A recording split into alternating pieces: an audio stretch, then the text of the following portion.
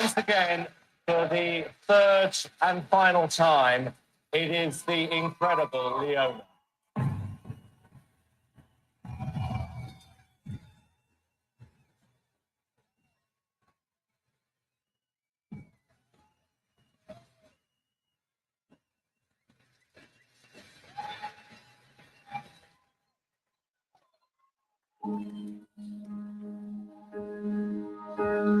When I was young, I really wanted,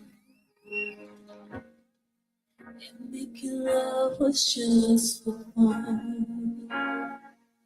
Those days are gone. Living alone, I think of all the friends you know. When I thought that you were gone, I wanna be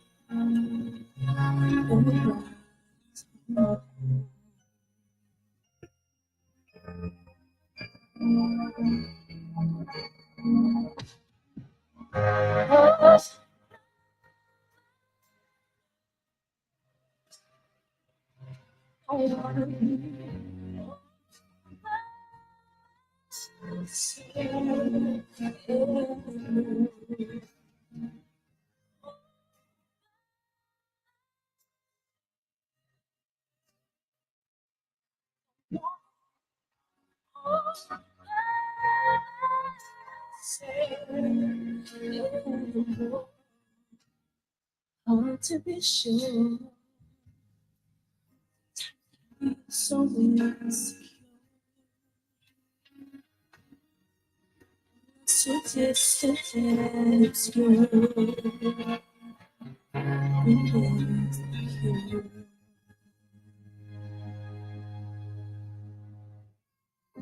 Oh,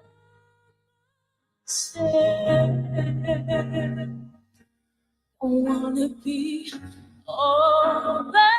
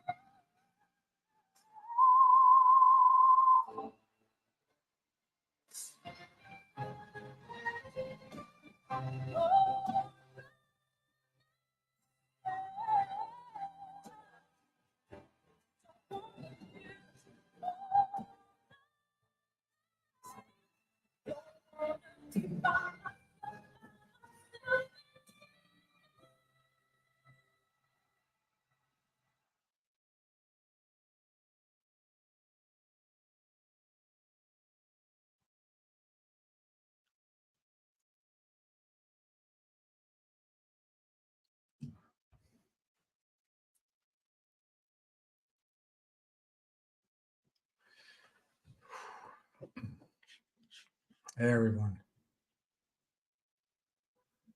It was? I didn't know that. All I know, the guy that wrote it died yesterday or 2 days ago. Try to remember his name. You know his name. I'm looking for it. When I was young. You know the guy.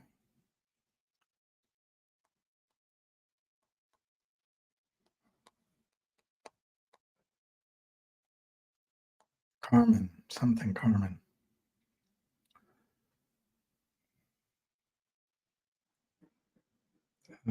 He doesn't come up. The guy that, there's the animals.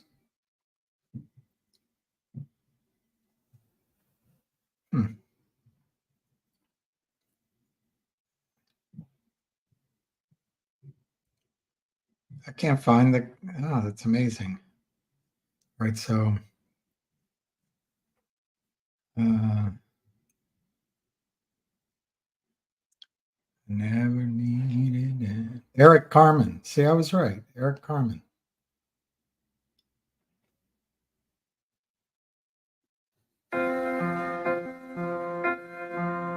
Eric Carmen. He died. When I was young, I never needed anyone. Making love was just for fun. Those days are gone. I'm trying to see who wrote it. Living alone, I think of all the friends I've known. When I dial the telephone, nobody's home. This is Eric Burt.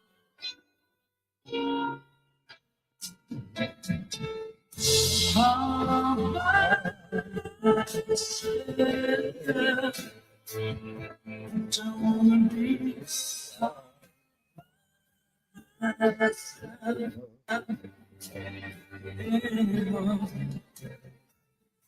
All by myself. Don't wanna live all by myself anymore. All right. Let's end the musical tribute to a guy that just died. All right, let me see what GTII is saying. Take a chance to look up the second piano concerto of the great master Rachmaninoff.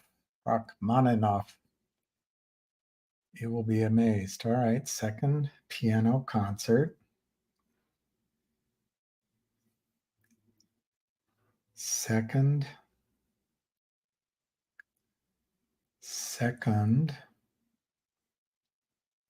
We got to get to the stock market.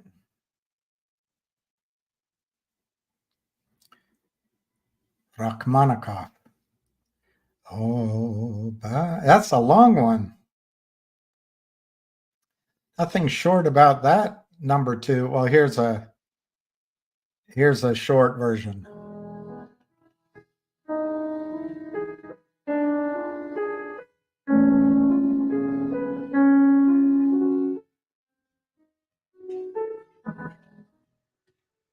All by myself. I don't hear it. When I was young, I never needed anyone. Now that I'm old, you don't need me either. I guess I hear it.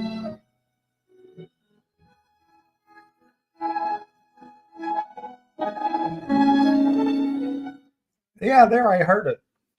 Now there's a reason to listen to Rachmaninoff. Yeah, the age of the rock ballads. That's a good point. Hey. I don't know what you're crying about. Let's look at some of the scores. Nothing's pretty. Finger is $2.30. T-Low hits a new low. It's $7.15. That's that New York Post headline. J-Lo hits a new low. ZJYL is $6.43. Let's see. Finger was up a little bit earlier, but I'm not sure it is now. Where is it? There it is. All by myself anymore. It looks flat. I'm not seeing a green or a red at 230. And then GTII, 30 cents. Down 0.0161 cent.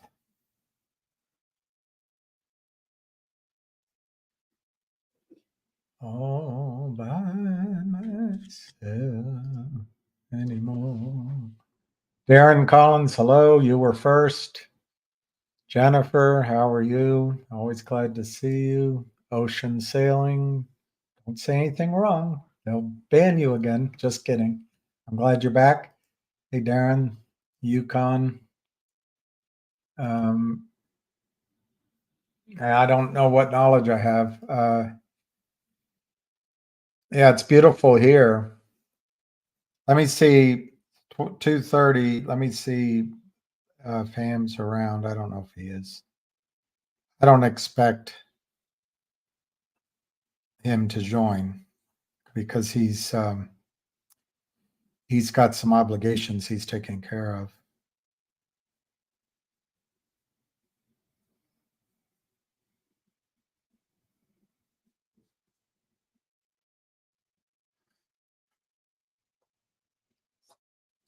All right, we'll see if he calls in. Hey, Cindy Lou Who.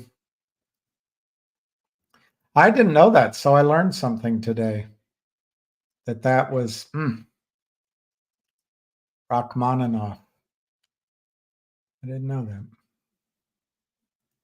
When I never needed anyone. Yeah, Peter, I don't think that's a far off. That's not far off from accurate. I think about that sometimes too. They don't want, just like with MMTLP, they do not want proof positive. They want to be able to say, Ham, he's a bad guy. Oh, what's that guy William talked about? This sounds like a conspiracy theory. They want to ridicule while they rape. They want to make fun of us while they strip mine the markets of pennies, dollars, and market caps. And no one cares. I'm reading this book now. And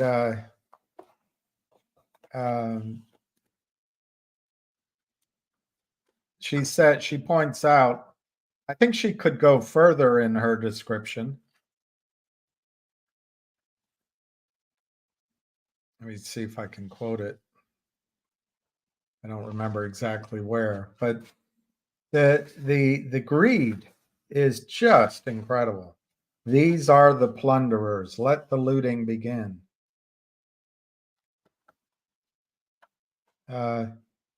Were these deals good or bad for society? Who cares?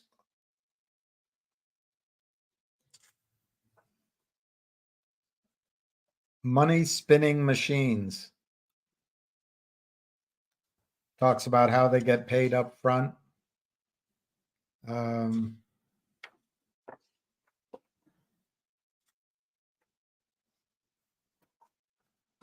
me see where everyone has to get their dig in on a certain kind of human being, and she does. She does do that.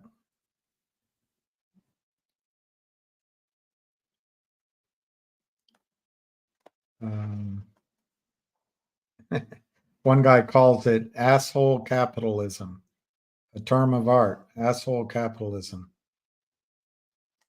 It's not a bad description.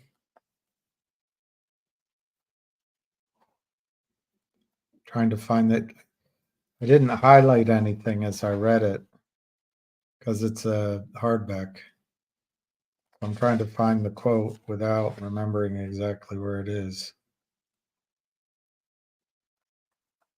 All by myself. He makes the same quote twice, so I remember where the second one was.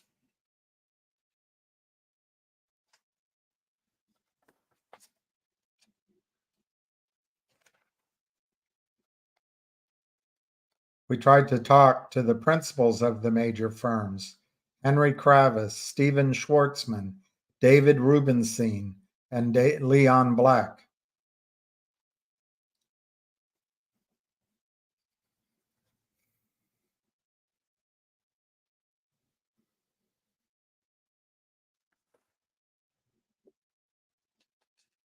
Anyway, somewhere here she makes the observation that these are all white males. And you know what? She's right. I think she could make one other clarification on that, but that would be risky. It's okay to jump on white males. That's pretty clever. That's pretty clever. Eric Carmen. Hey, Cliff. I'll look at that, Cliff. I doubt it's new. Doubt it's new since they were water flooding, but maybe. Hey, Kudakai. I'm breaking up. I'm breaking up. I'm not even dating anyone. All by myself anymore. When I was young, I never needed anyone. I doubt it. I think the gentleman before might be right that just the fact that Ham talks about it, they decide to push these stocks down. Hey, John Crossan. I didn't see anything happening in GDC. I better look since I own it. I don't own a lot, but I own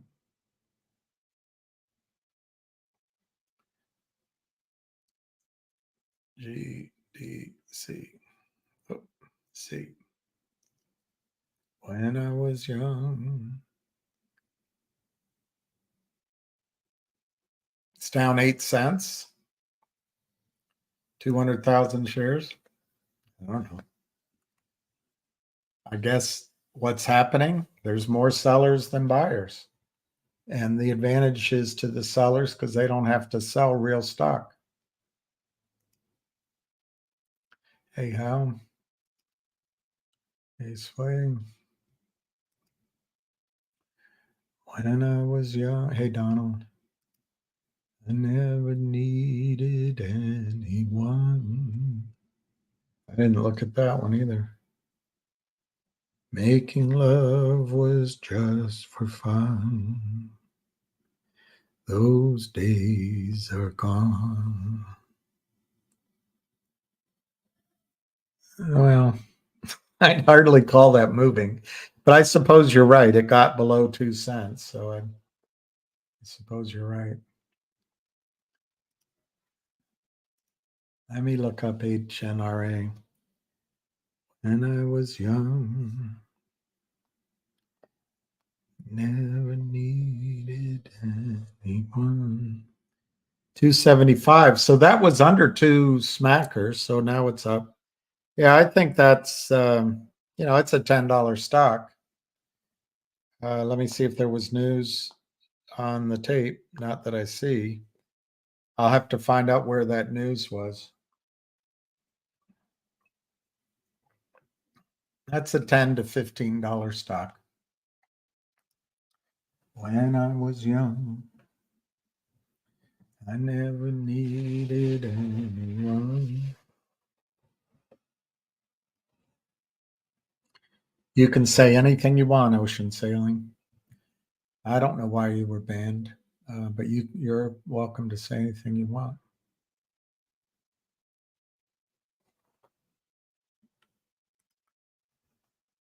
A US 1 Tahoe. Moose.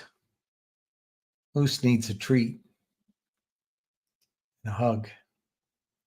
BB Vision.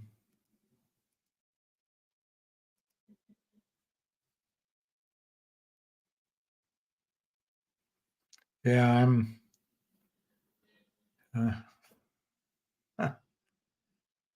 Sure. If you want to make me that old, sure. Whatever you want to do. I didn't know I looked so terrible, but on the other hand, maybe that's just what happens. No, that's not a reason to be banned.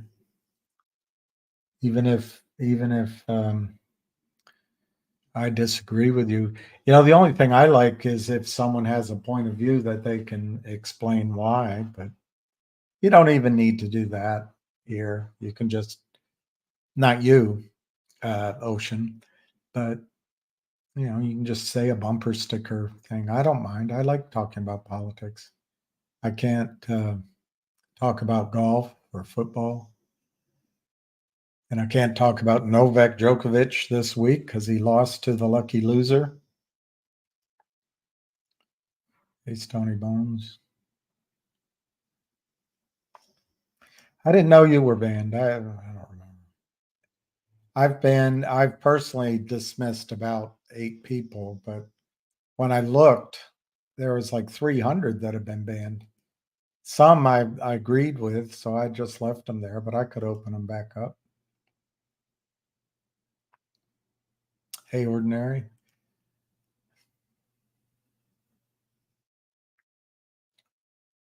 I don't know if Northwest Bio, is that what you're talking about? I don't know if it's tied to Alpine, but I think everyone, they all work together. They all plow the field together. I think it's the end of this month. It's due.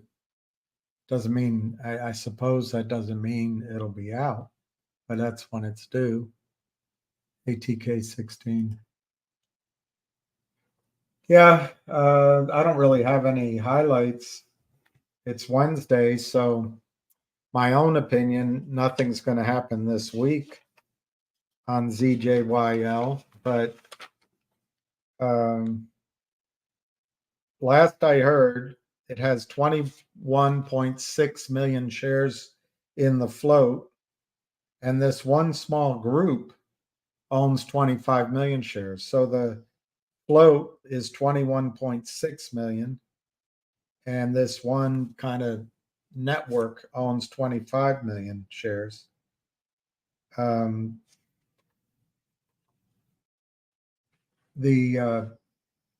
haven't looked it up, but whatever the float shows on whatever service you're using, remember that something like 80% of the shares shown are owned by insiders. So this number is trying to give you the float that actually is available to trade.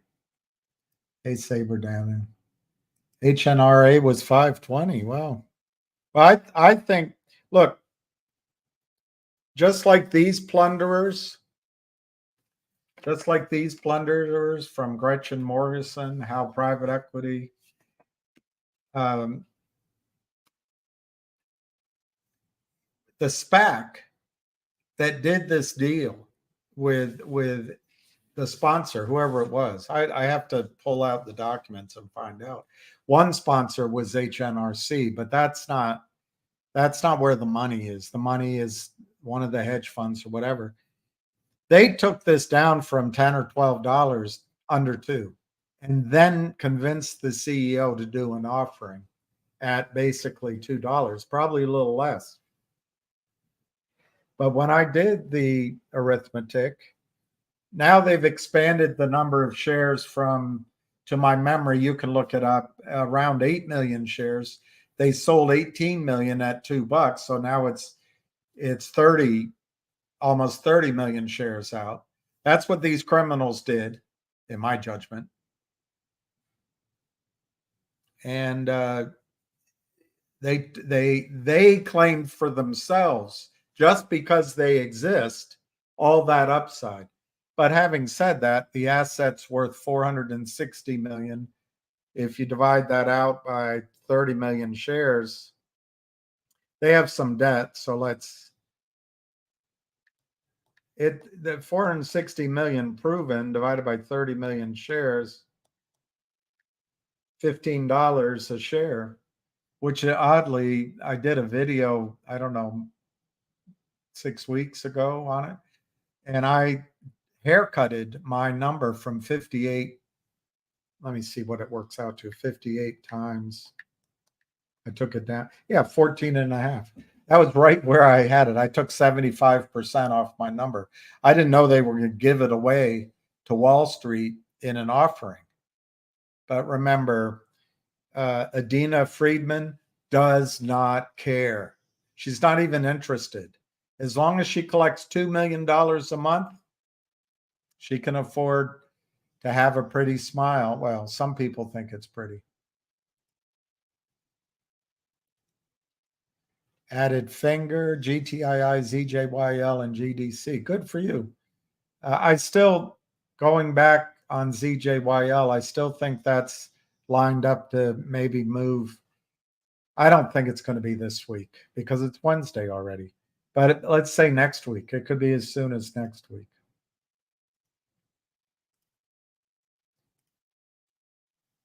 Kate Bush. Yeah, I liked Kate Bush. I don't know her that well, but I remember one or two songs. But that was Leona Lewis, and she's not a trained singer. She was a secretary in Hackney. And she went on the X Factor and became famous.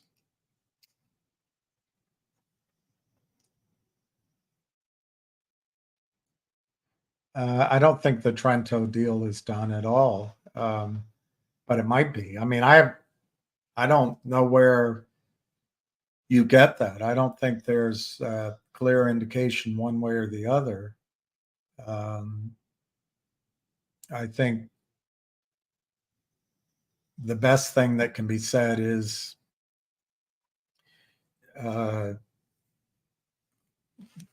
all sides are communicating.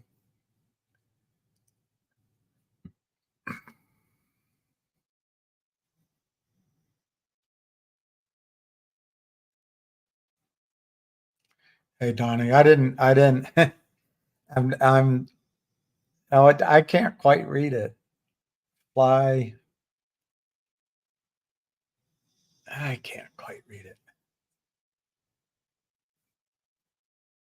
Squirrels? Flying squirrels, maybe. Flying squirrels. Let's see what flying squirrels are.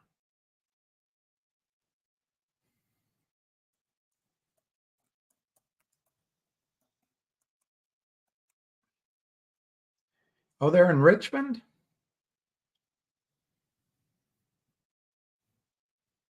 It's baseball. That was why I was reacting. I thought it was baseball. Baseball season is here, but then I didn't recognize the name. Let me see. The Flying Squirrels are who are they? Who are they? Who? Billy Wagner. So they might be a Philadelphia. No, it's the Giants. Let me find out. Who owns the Flying Squirrels?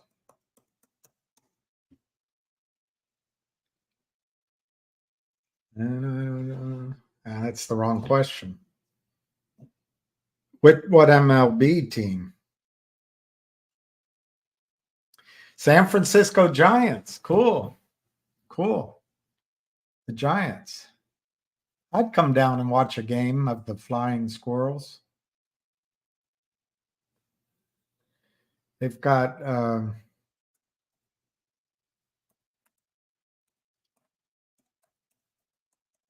trying to remember who they chose. My computer's slow. Have I told you that before, that my computer is slow? When I was young, never need. Oh, Kyle Harrison. That was their big. That was their big pick this year, Kyle Harrison.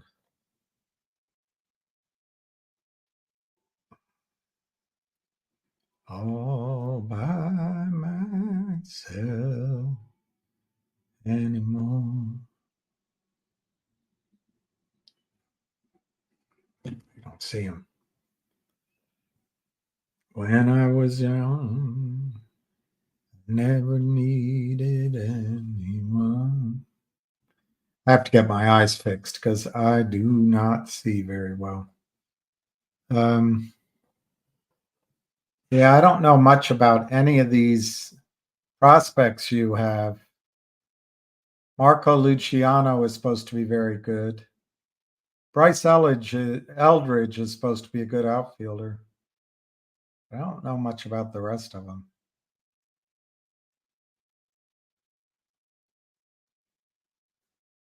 That's kind of cool that you're a Flying Squirrel fan. You owe taxes. Join the club. We're all gonna.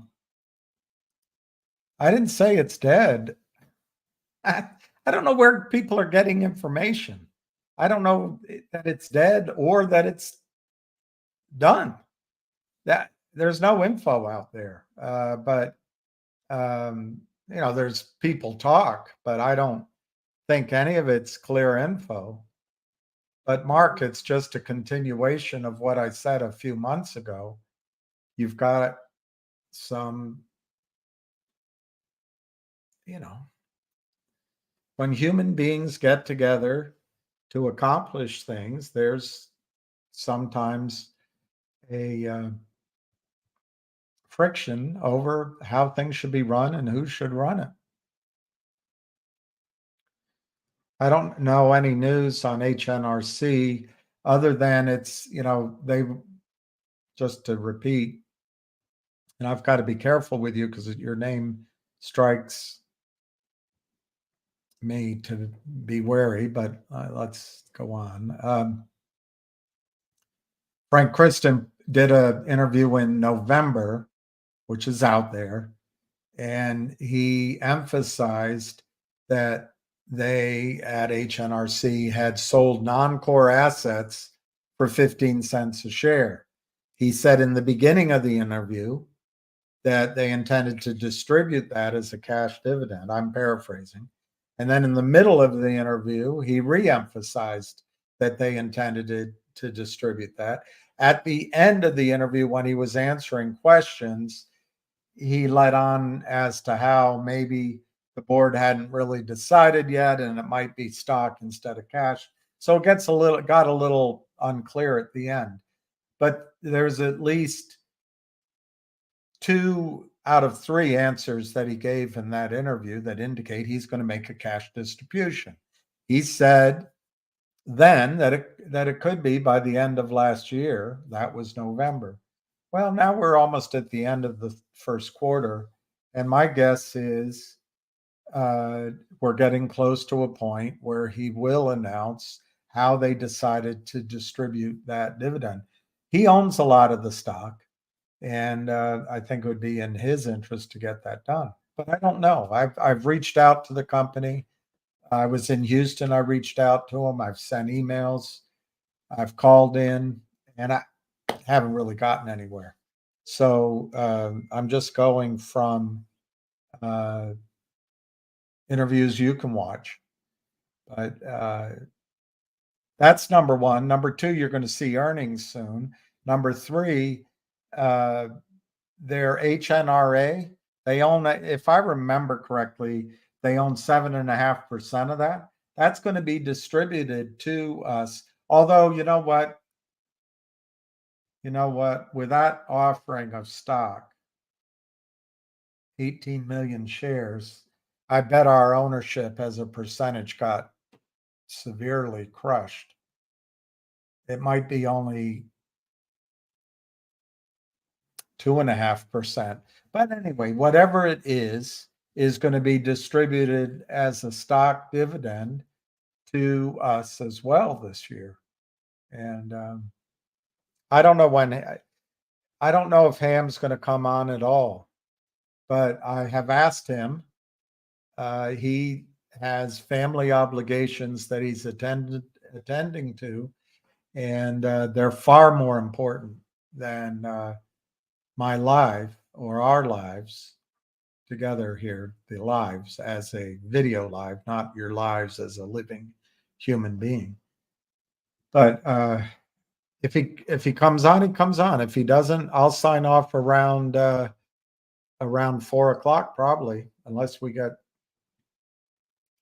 unless we got into one of Ocean Sailing's debates about who's better, Kamala Harris or Palin. I forgot her first name.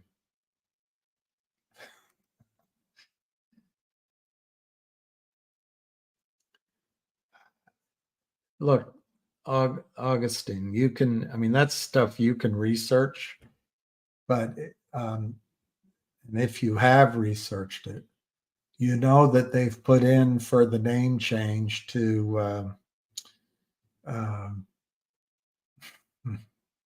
begins with a C. I'm having a Joe Biden moment, but they bought Collingworth Energy or Crestwood Energy or Cunningham Energy, and they're changing the name to Cunningham. But as you know, Augustine, it has to go through approval first, and they've done everything they can do on it. They're just waiting for approval. So the honest answer is I don't know when. I know the event that will trigger it, approval. Regulatory approval will cause the name to be changed, and I just don't know when they'll approve it. Not everyone is shifted to GTII and ZJYL. I've heard a little bit. There's no news on Finger. As you know, Jay, I did an interview with Martin Shen. And since then, he did another interview with a guy that's a, what do you call it? An IR guy. I mean, he gets paid, which is fine. But he did a really good interview. I'm trying to remember the gentleman's name. I'll look it up maybe while we're talking. And it's, it's all the same story. But Jay, one of the great strengths of Finger is that they have built the trust between the Chinese government, large Chinese institutions, and themselves that is going to be there for the long run. They're not thinking in terms of each quarter by each quarter by each quarter, or hurry up, let's get the news out because Jay and William want something to happen now. They're trying to build a company, but it's the same 3 or 4 items. You can choose to dismiss, not you, but one can choose to dismiss it. On September 11th, they filed a registration statement with the SEC for $300 million, naming Univest as their banker. They did a sub registration for $25 million as described in the document, so they can go with approximately $25 million now at any time. Why does one register that much money? To acquire companies, to do a joint venture with companies, or to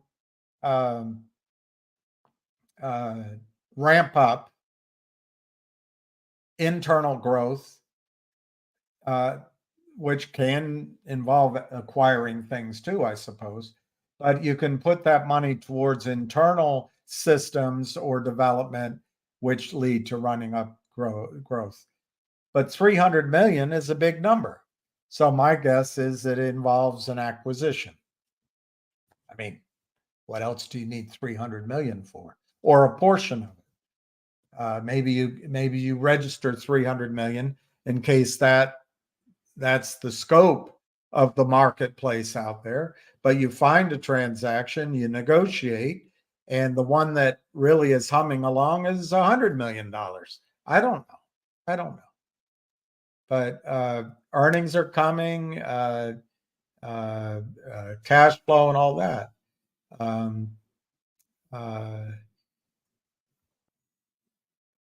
Nothing's changed. And I think Finger remains the blue. We're in a space that's highly speculative. We're in a space that's always under attack. We're in a space that Gary Gensler, Adina Friedman, Chuck E. Cheese, Colson, Cromwell, Crowell, and Richard the Crook at Finner, they don't care about. So the big operators, the plunderers, come in and sell stock they don't own. And people said, the apologists say, oh, that can't happen. There's systems in place. There are no systems. Every single stock we buy, they sell stock that doesn't exist because no one enforces settlement. No one cares. So these stocks are constantly under pressure, and every single business plan is suspect because Wall Street obviously is a cleansing process.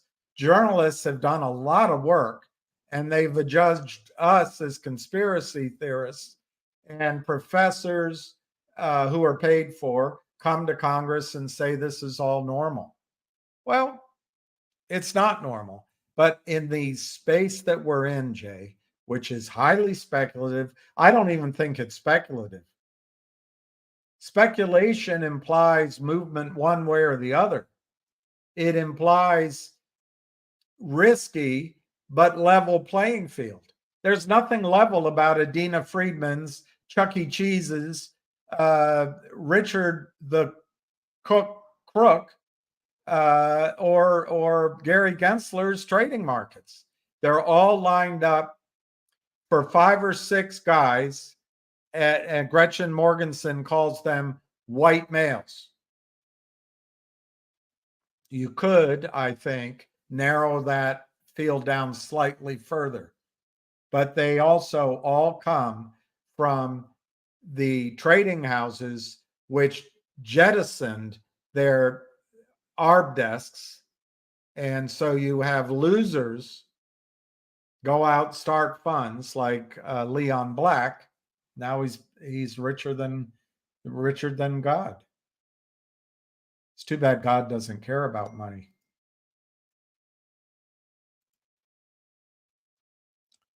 Bonus trades. Buenas tardes.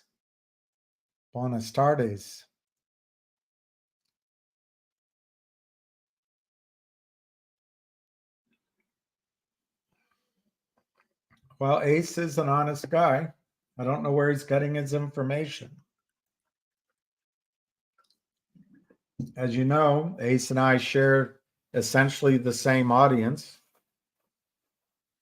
and essentially the same sources of information, although that can change. I'm working on the Treno deal. The guys don't call me back anymore. Ham introduced them directly to,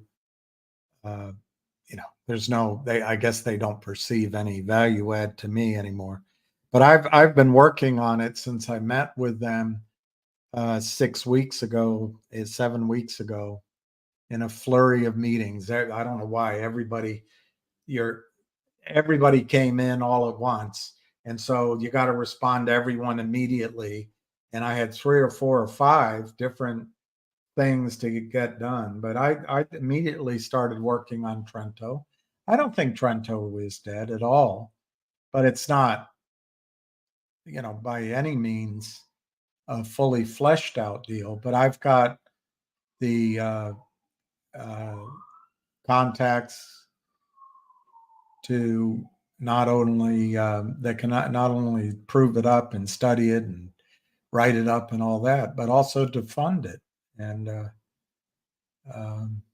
but anyway, they're not that interested in me right now.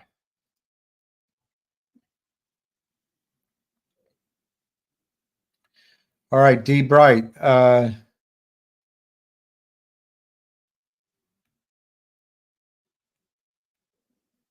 Yeah, but let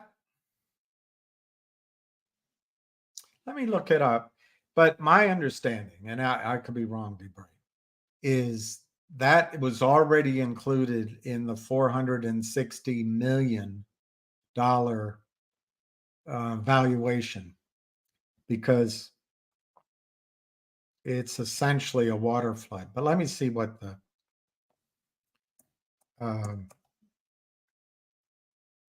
press release said.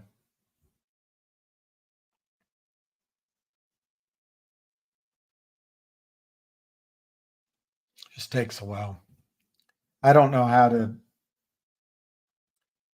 I need to take data out of my computer to a drive. I don't know how to do it. Or to a tower or something. I don't know. You're right. This looks better than, you're right, D. Bright. This looks better than my understanding.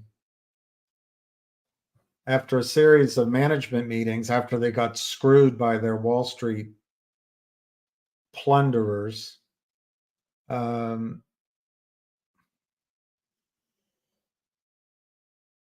addition to the previously announced proved reserves. So you're right. This is on top of the $460 million worth. There may be 34 million barrels of oil to be accessed in the prolific Grayburg and San Andreas zones. I assume that means they can get all of that 34 million barrels.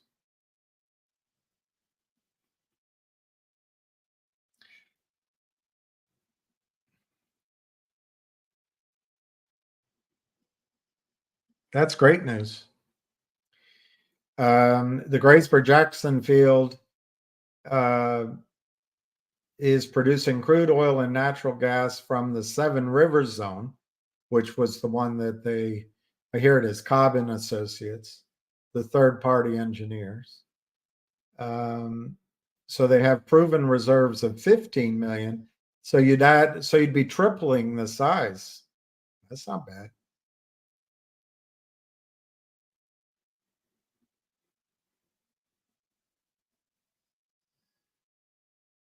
Proven oil reserves of 15 million. Combined with the potential 34 million, will produce oil and a revenue stream for more than 2 decades at a slow decline rate. That's terrific. I wish these guys had slowly built up their cash flow and raised money at $10 or $20 instead of at $2. But the liars that all look nice and they're friends, let's go get a beer, the Wall Street plunderers, got them to do it at $2. But that's great news. So that means my upside target on this goes back to pretty high. Richmond, Virginia. That's pretty cool. That'd be fun to go to.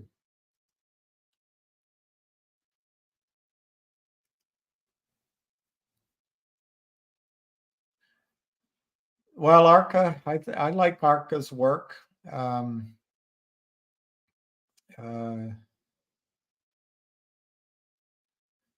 I think in squeeze plays, it's as much luck as it is skill, because if the squeeze happened, he'd be wrong. But since it hasn't happened, his analysis prevails. But I think he's terrific. He's very good. Oh, Greg Ham said Trino deal was dead. All right, well.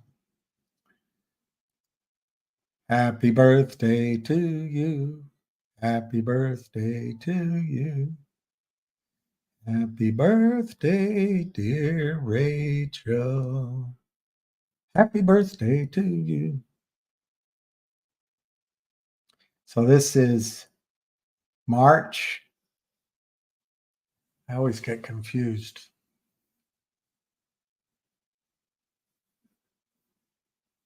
Aquarius. This is Pisces, I guess. I always get confused between Aquarius and Pisces. I think this is Pisces.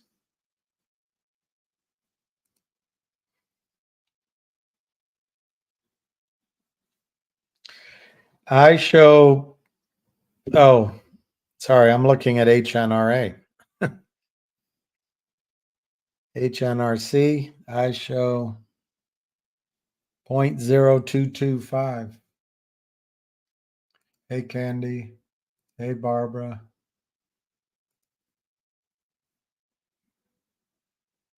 Chicken, red pepper, grape tomatoes, fresh mushrooms, heavy cream, various cheeses.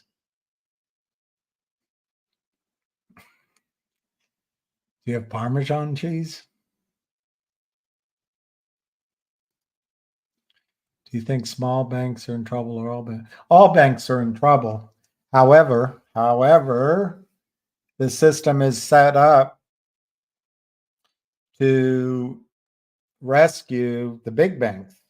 Remember, the United States government is controlled by Goldman Sachs, JP Morgan, and a handful of these guys. That's it. That's it. Top to bottom. Top to bottom. So,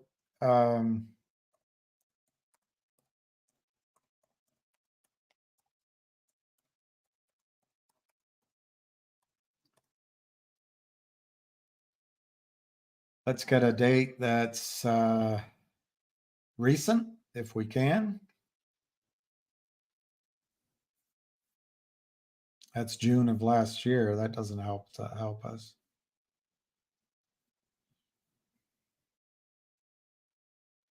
I don't know. Let's go with this one. Top 50.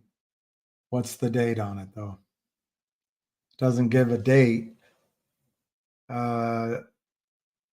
These are the top 50 largest banks. It doesn't give a date. Oh, here it is.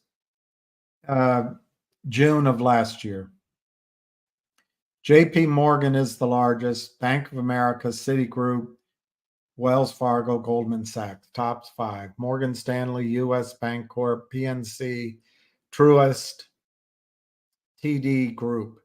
That's the next 5. Chuck E. Schwab, Capital One,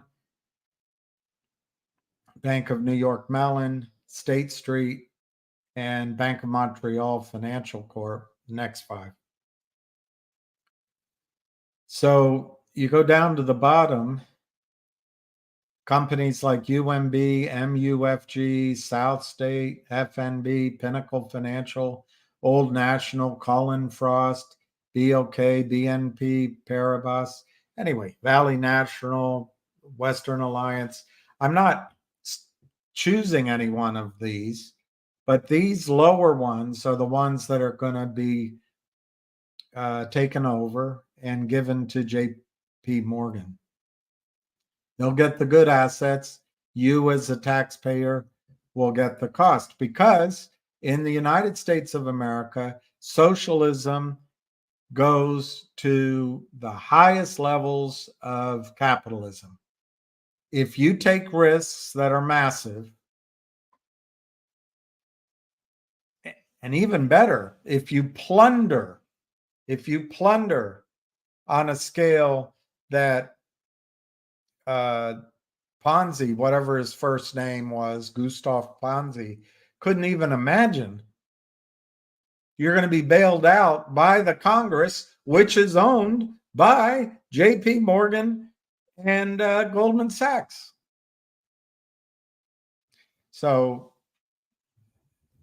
I think all banks are in trouble, but as long as our war machine and our government can provide liquidity, provide stability for the dollar, and fund on the massive scale the idea that our banking system is so important that we can't let it collapse, the big banks are going to be rescued every single day, day in, day out, in my opinion.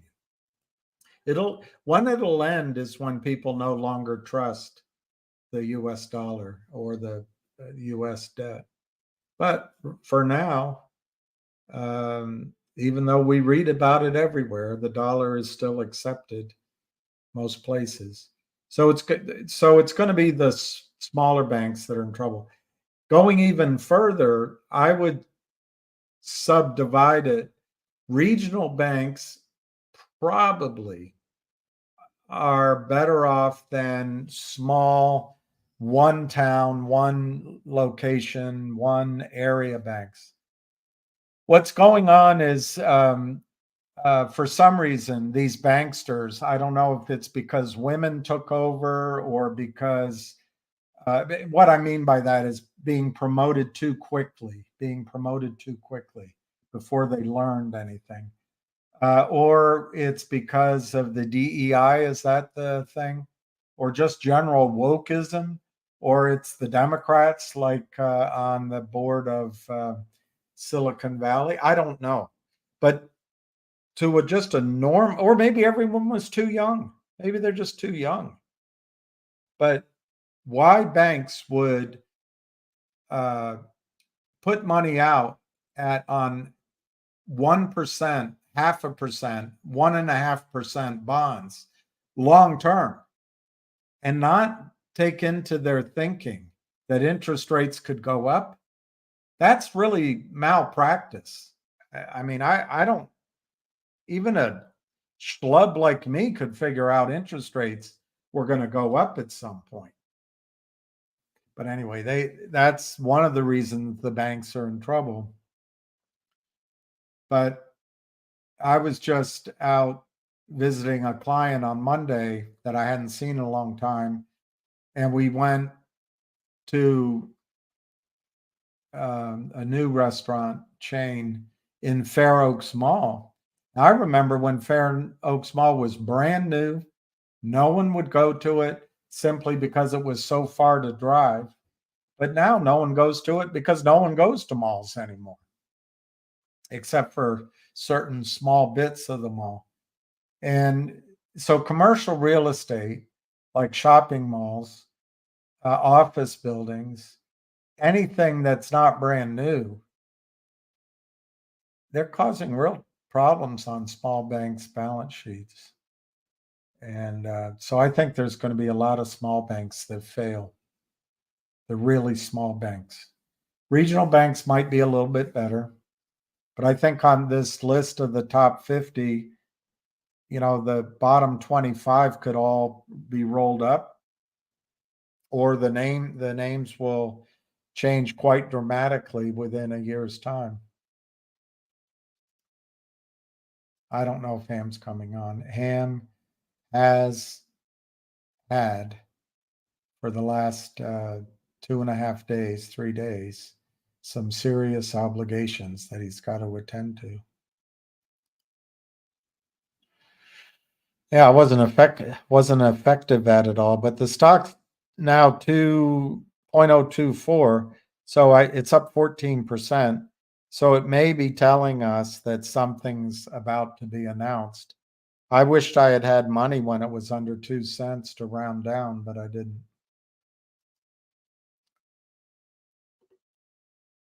I don't know, Eunice. I've asked him if he will. I spoke to him earlier, but he did not say he's available for a call today. Probably the best thing is listen later for Ace. He'll probably be on Ace's call if Ace has one later on tonight. What do I think will happen to the Toronto mine? I don't know. I'm getting information from you guys I didn't have, but it sounds like they may be at an impasse vis-a-vis GTII. I don't know. But the Trento mine, to me, these two guys are really good guys, and they're working diligently in a very organized, methodic way. And I don't know if you've been watching the home in chief. The White House has become a home to an elderly man, but who probably should be in a home. But there's a new emphasis in the United States. It's, if you ever played Risk when you were younger, there's an emphasis on trying to reclaim some of the resources in the Western Hemisphere. But while we under the Poppin J. George W. Bush, a complete child as a president, we decided to go on a launch of the new American century, which involved war everywhere we looked, spreading democracy like mayonnaise. And democracy doesn't really spread to everyone. I would argue that in this country, one of the tenets of democracy that you would have in a home room, if the vote's close, you recount it. But here in the United States, we don't recount if the Democrats win, because it's the best, most transparent, cleanest, most honest election ever in history. But if the Republicans win, it's Russia, Russia, Russia. I really question whether we're ready for democracy either. But launched by the new American century crowd of Rumsfeld, ultimately Victoria Nuland, she was young then,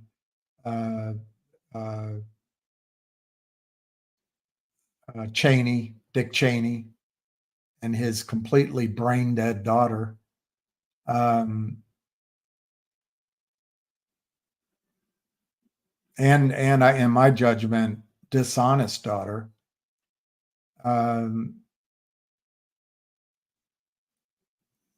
We went on a 25-year launch of war. So we spent our money bombing deserts, which I can't tell that it had any good. It was all bad. And assaulting mountains in Afghanistan. Even movies point out you should never get in a land war in Asia.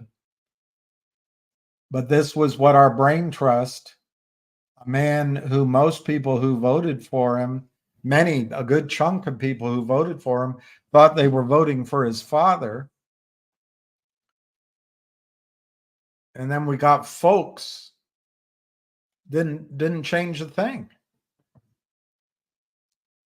The only president that seemed to back off on war, other than dropping the mother of all bombs once, was the one that came in after folks. And now we've got us back to the John McCain, Lindsey Graham style of war. Well, Pharaoh, in that scenario, China, instead of squandering resources, bombing and building airports and then abandoning them, China went around the world with this ring road, brick wall initiative, whatever it's called. And they've made inroads in Africa. They don't ask about, how women are treated, how white men are treated, or how minorities are treated. They just come in and do business. So the dictators love them. And I'm not saying we're wrong to ask. I think we should. But then in South America and Central America, they're everywhere while we were squandering our resources. So America now has woken up, the United States of America, that the rest of the Americas offer the United States resources, which we ignored. We just took for granted. And I think there's going to be a new interest in Chilean minerals, particularly the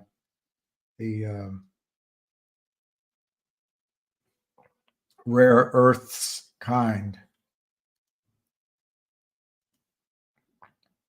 That's it. Chicken parm.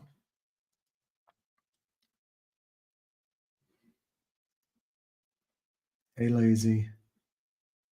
If I had a choice to buy, I'd go for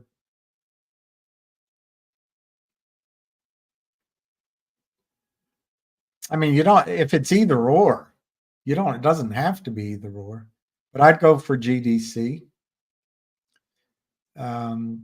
I think GDC is going to has a chance to go to $50.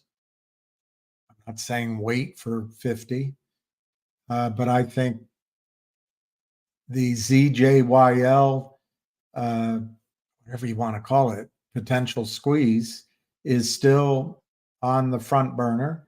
As that occurs, I think GDC's next. I think GDC's next. So that's what I would do.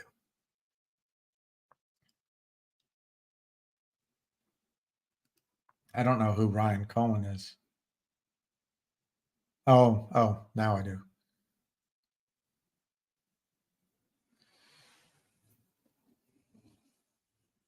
Those two stocks, in my judgment, GME and AMC, are not going to squeeze again unless the entire financial system collapses.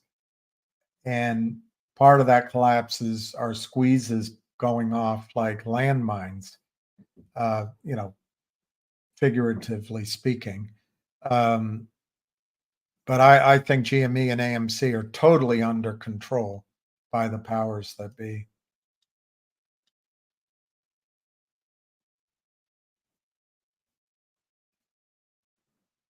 Well, you're there for a squeeze, but there's, I didn't know what Ace, I didn't realize Ace had said that last night. So that's information to process. I know a little bit more about what's going on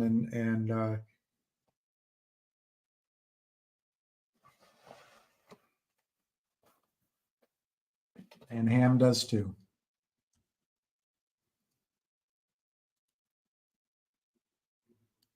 Where's WDHI? It's in your account.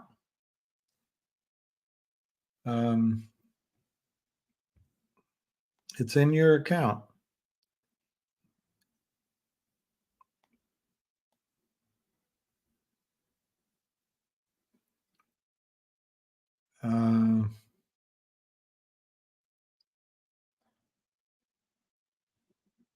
I don't know. I've got 4 items in my account that have strange QSIPs, but it's in your account. I think Pete, I guess you do, that the SEC is slow. But let's just, since that question's come up several times, I've talked about it, but let's just go to the tape.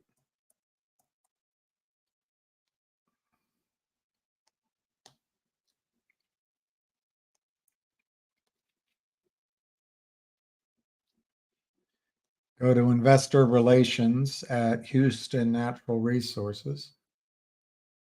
We go to news and events. We go news releases.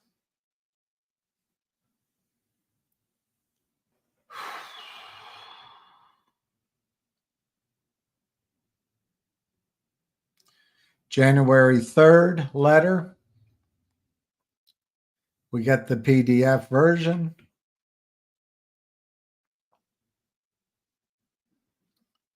The January 3rd, the company completed an asset spinoff dividend to shareholders of Worldwide Diversified Holdings, WDHI, a majority-owned subsidiary of HNRC, and filed with the Securities Exchange Commission for the shares to be traded in the first quarter of 2024.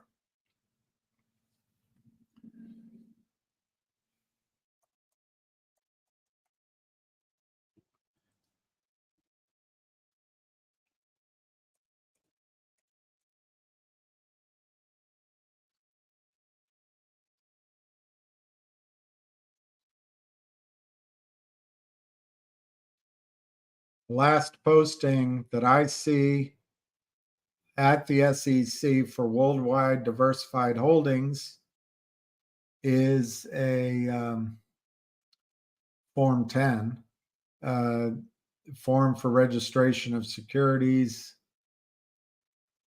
dated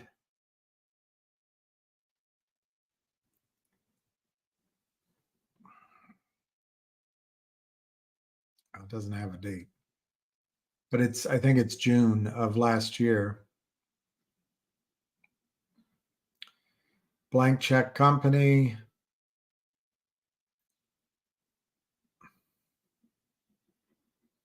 Mr. Kristen is the president and director.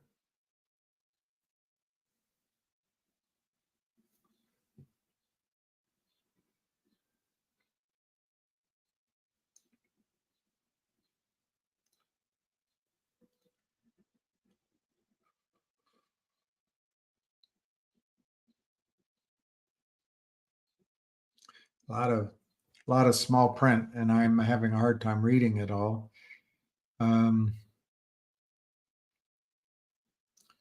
Before the SEC, risk factors, a lot of risk factors. In order to qualify for a listing on the NASDAQ capital market so you can get slaughtered in a more comfortable way, a company must have at least net tangible assets of 4 million or market cap of 50 million or net income for 2 of the last 3 years of 750,000, public float of 1 million shares with a market value of 5 million, a bid price of $4, 3 market makers, 300 round lot shareholders, and an operating history of 1 year, or if less than 1 year, 50 million in market cap. For continued listing, must have net tangible assets of 2 million or market cap of 35 million, net income of 500,000 for 2 out of 3 years, public float of 500,000 shares with a market value of 1 million and a bid price of $1. 2 market makers, 300 round lot.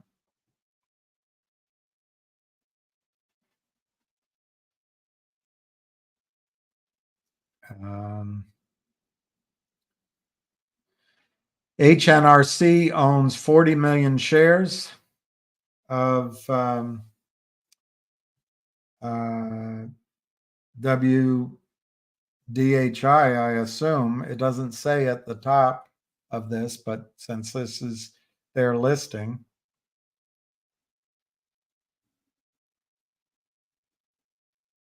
it sounds like a high number.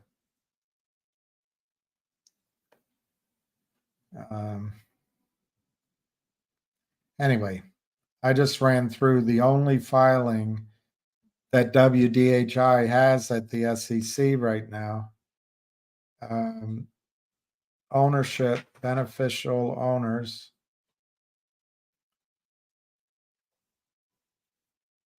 It's not very interactive. Anyway, I don't know, Pete. I would call the SEC. Yeah, I'm working on that, Jason. I'll get that. I meant to do it today. I was going to go this afternoon, but instead I turned on. I don't know how to do it on whenever I sign in, it just goes to my one account. So I'm going to go to FedEx where I'm signing in brand new. And then I'm hoping to be able to check that one email and I'll be able to see everything. The opportunity is still there. Hey, Miles.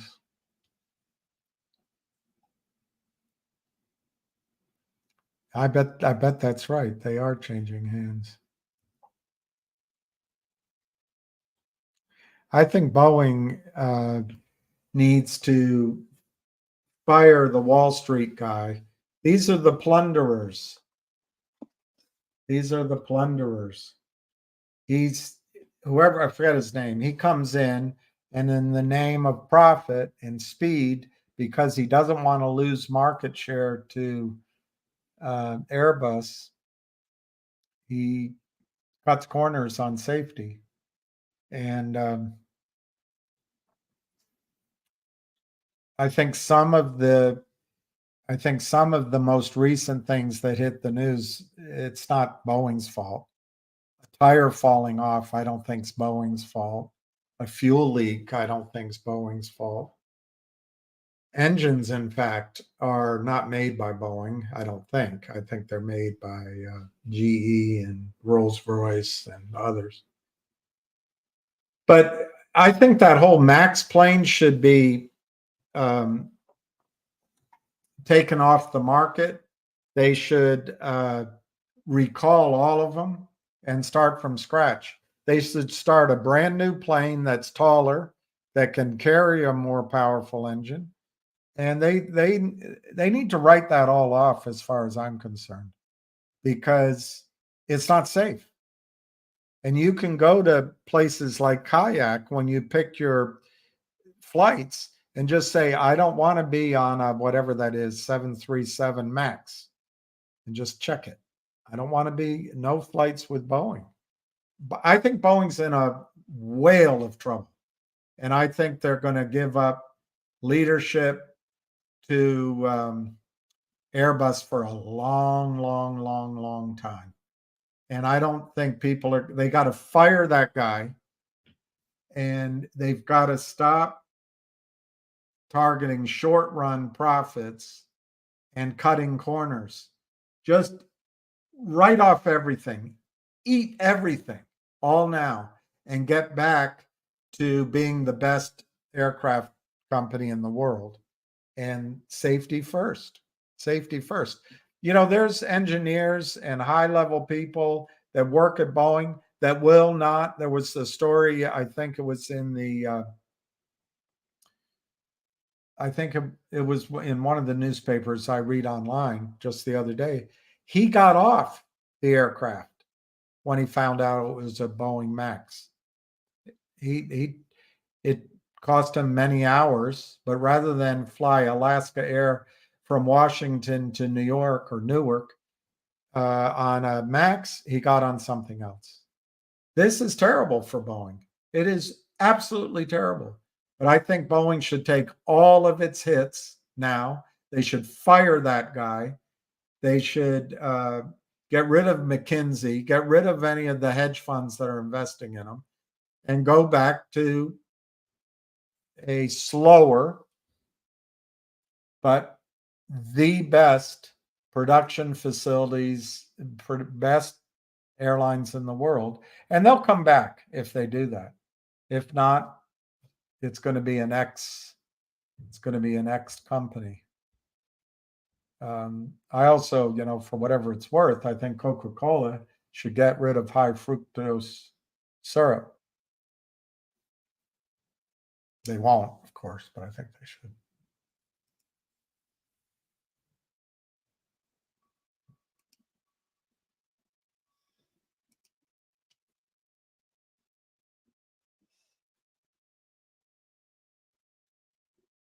Well, Stoney knows how to cook.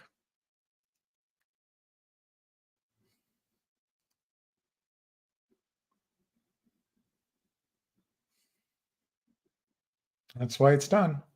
And it all goes to, let me see if I can find her point again. She made it twice.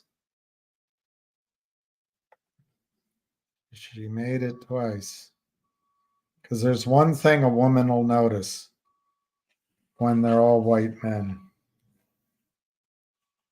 Of course, the reason I'm pointing it out, I noticed they were all white men.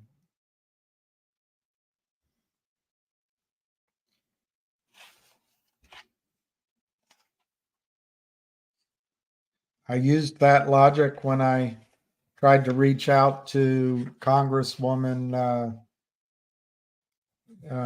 San Diego, forget her name right now, Sourpuss.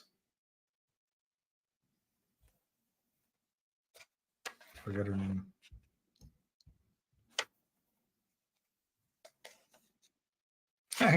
It's so amazing. I can't find it. I'd rather read an exact quote than tell you what she said, because then you'll know she said it.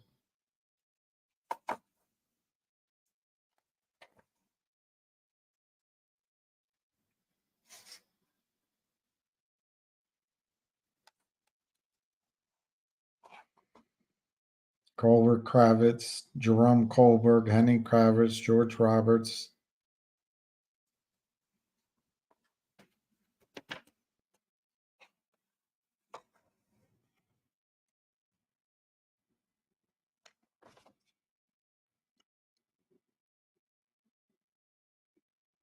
I don't see it.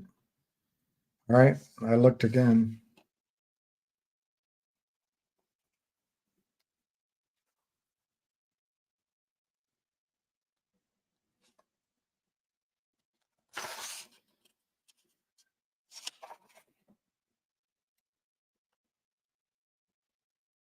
Anthony Ressler, Leon Black.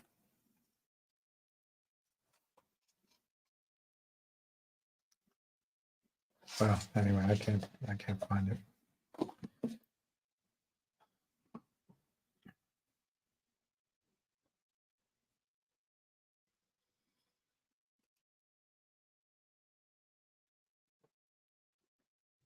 Pretty well said, Mark.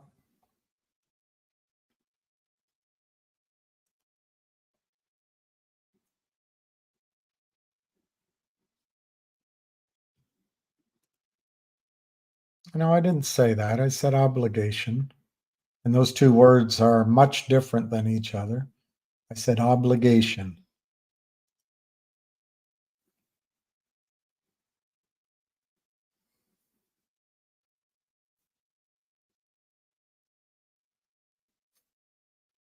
Could be. I know of no transaction. No one from GTII talks to me. Risk is, one thing I learned about risk, it's tough to hold Asia.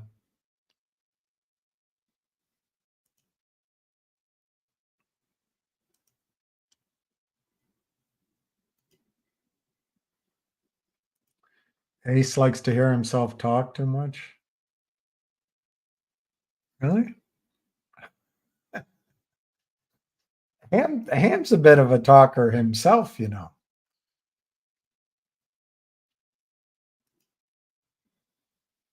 Nice boat. Nice beaver.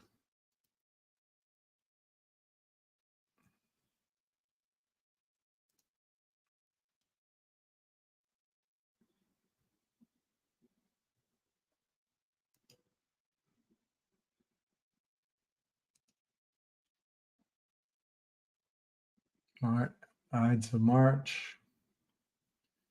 I wonder how many years it's been since Caesar was killed.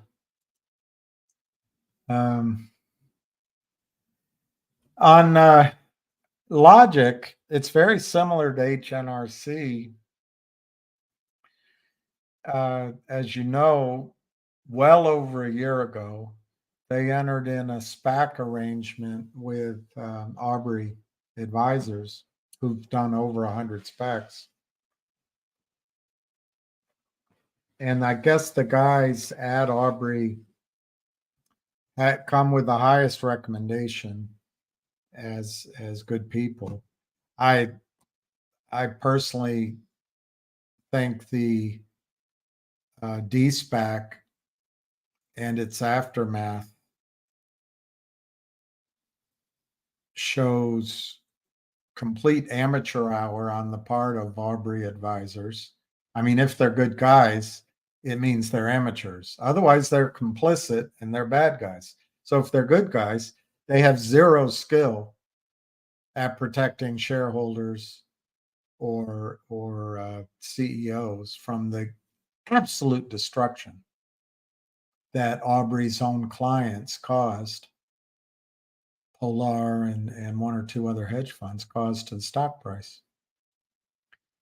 And there were certain things, I think, I mean, I'm not as smart or as genius or as good as the people at Aubrey Advisors, but it just occurs to me, when you're Aubrey Advisors and you set up Aubrey SPAC 1 plus bust trust fund,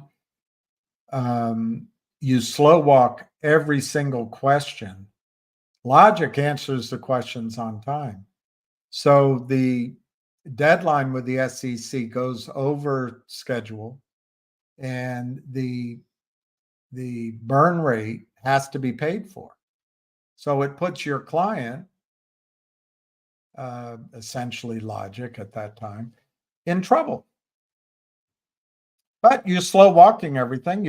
But you've done 100 of these, and you've got the high priced lawyers, but you slow walk everything. That if you're good guys, that means you're amateurs. You didn't know what you were doing. Secondly, when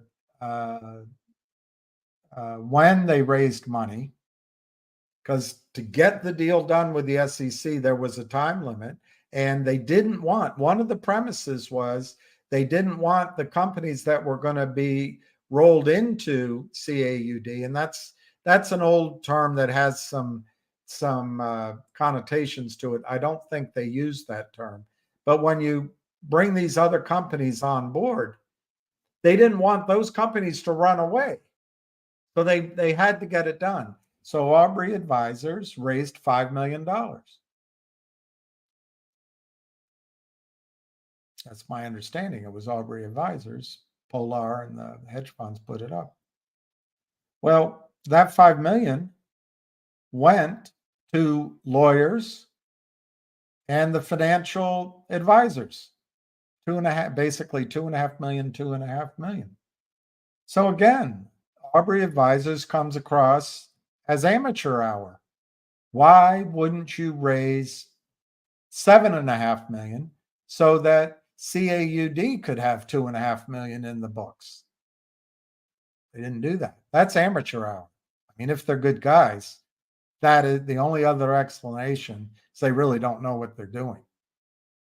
And then the third thing is, why would they allow, they had over a year and a half, why would they allow the 3 or 4 companies to not be locked in terms of price and agreement binding? Because the sum of the parts is greater than the 1 or 2 or 3. So you're bringing in revenue, cash, and cash flows in teams. Why wouldn't you have those all locked down while the stock's $12 a share and it went to 38? Why wouldn't you have that locked down for sure? Why would you leave that to chance? Again, if you're good guys, which I have on highest authority that Aubrey Advisors are good guys, it just means they're amateurs. They don't know what they're doing, or they promoted people too quickly, and those people didn't know what they were doing. But to leave those companies unsigned puts the whole thing at risk, because that value of higher revenues and cash flow occurs when they're lumped together as a group. When they're out drifting and the stock goes from 38 to 20 to 12, when you couldn't sell, by the way, there was no stock available to sell, but somebody was selling. How'd that happen? Again, Aubrey Advisors has done 100 of these SPACs and de-SPACs. They didn't know what was happening because they're good guys. They didn't know. Can't blame them. And then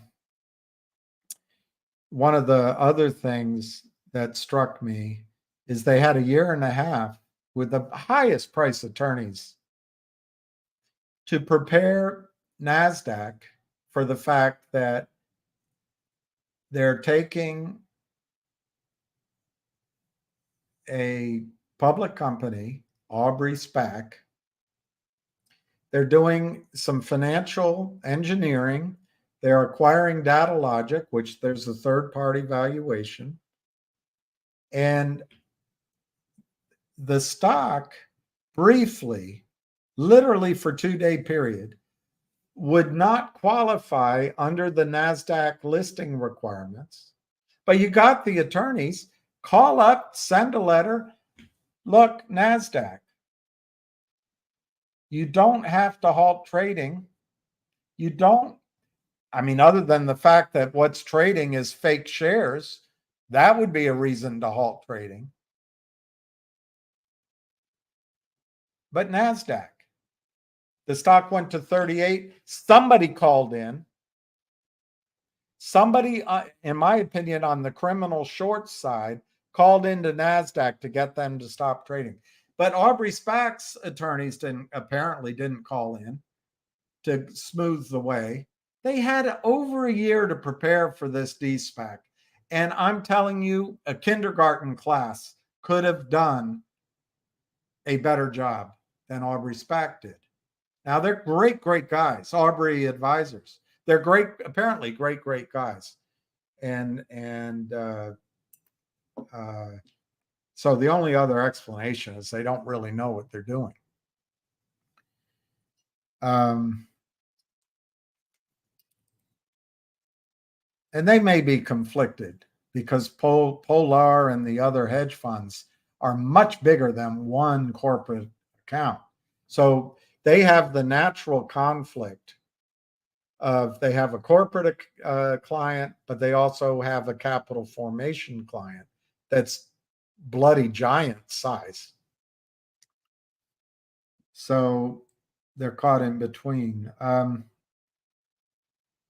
So Logic, back a year and a half ago, announced that when the de-SPAC occurred, they were going to immediately do a reverse merger. Now, the first one they announced was Privco, $250 million. The second one that was discussed and hinted at in the middle of the summer was worth something like 400, 500, 600 million. And then there was discussion that many companies were coming to Logic because they wanted that clean shell that was reporting. And the largest one I heard was 800 million, 750 or 800 million. My impression is it was more than 12 and maybe as many as 20 companies that they went through, and they picked the best one. Well, when Aubrey advisors, who are really good guys, were blindsided by the destruction, for a year, Logic with DataLogic in it traded at $11, basically 10 to 12 for over a year. As soon as Aubrey advisors, the good guys at Aubrey advisors, de-SPAC'd it, briefly it traded to $38.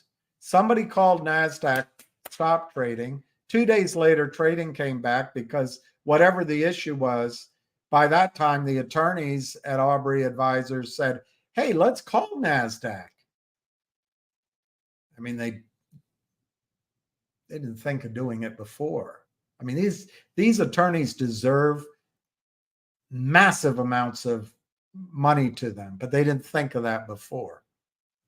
That's not Aubrey advisors' fault, because those are the guys that have done over 100 SPACs, but maybe it was the attorney's fault. Because remember, Aubrey advisors are really good guys. So what happened as the collapse came from $12, much less $38, all the way down to under $1, but it happened very quickly as the de-SPAC. You can look at the charts, just straight down, like off the other side of Mount Everest. And again, you can't blame Aubrey Advisors because they don't know how to maintain markets, and they don't really know the clients they place their deals with. They have absolutely no idea whether those clients, they've done 100 of these, but they can't really gather a spreadsheet or get a sense of which clients to place these deals with, whereby the aftermarket would be stable. I mean, that's asking a lot of some good guys. And of course, having done 100 SPACs,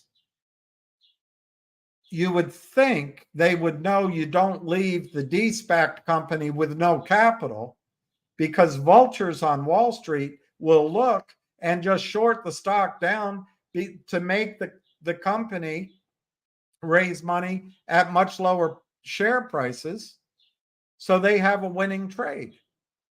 But remember, the advisors at Aubrey are really good guys. So I think they got blindsided. They've never experienced this in 100 de-SPACs before. Completely blindsided. And there weren't steps they could have taken, like making sure that CAUD had 6 months or a year's worth of cash overhead on hand and didn't need to go back to the market. It makes you wonder, were, on the one hand, Aubrey Advisors has the corporate client whose desire is to have a high share price. You would think that Aubrey Advisors' capital client, Polar, and one other, would conceptually want to keep the share price high.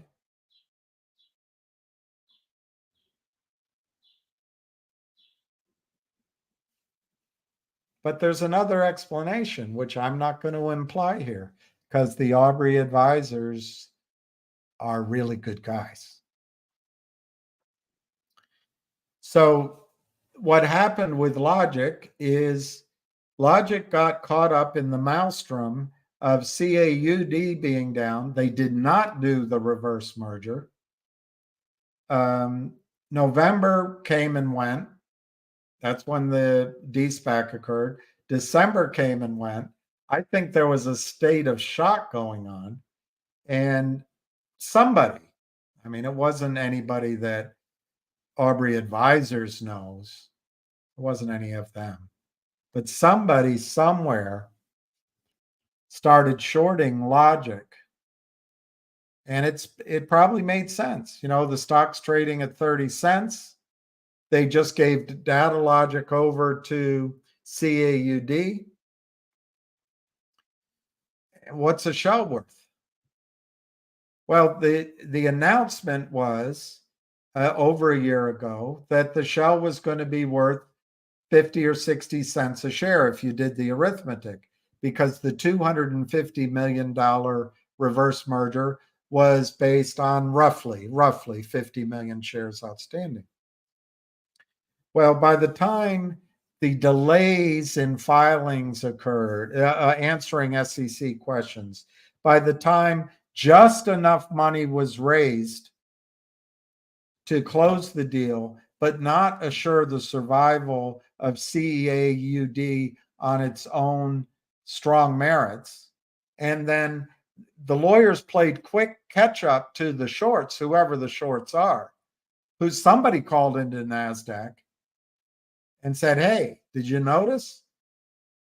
I think it was a Wednesday. Friday, it was fine, to my memory. It might have been Monday, but it was basically 2 trading days. So Logic got destroyed, and it might have been real shorts. It could have been naked shorts or both. So Logic got destroyed.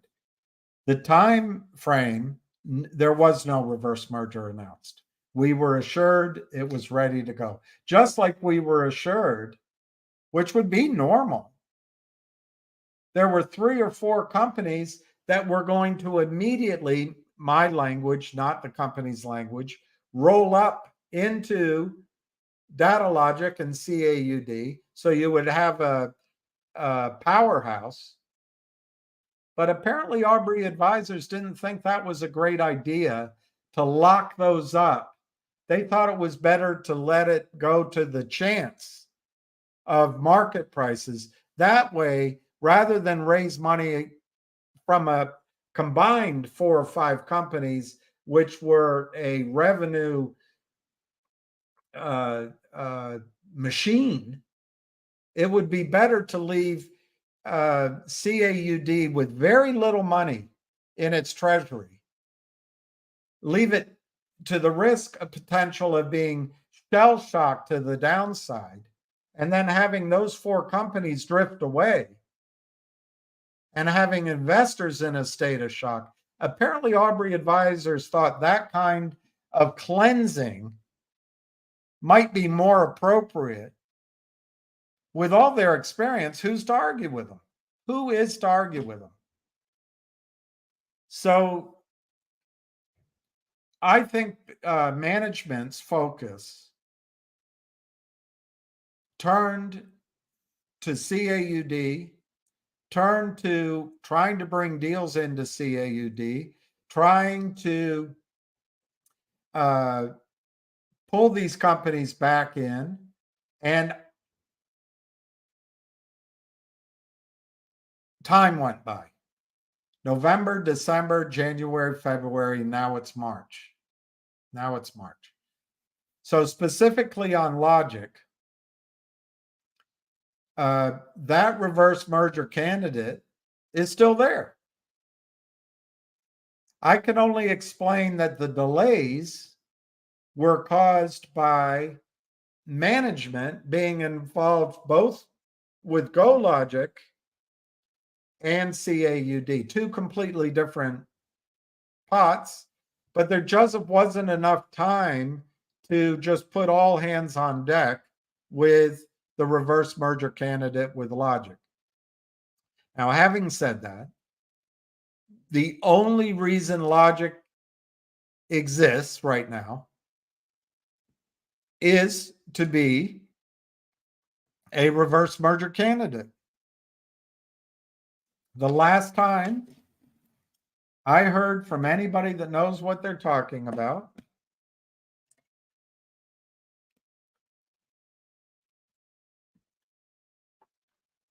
the reverse candidate is going to be worth 60 cents a share to us in Logic. 60 cents.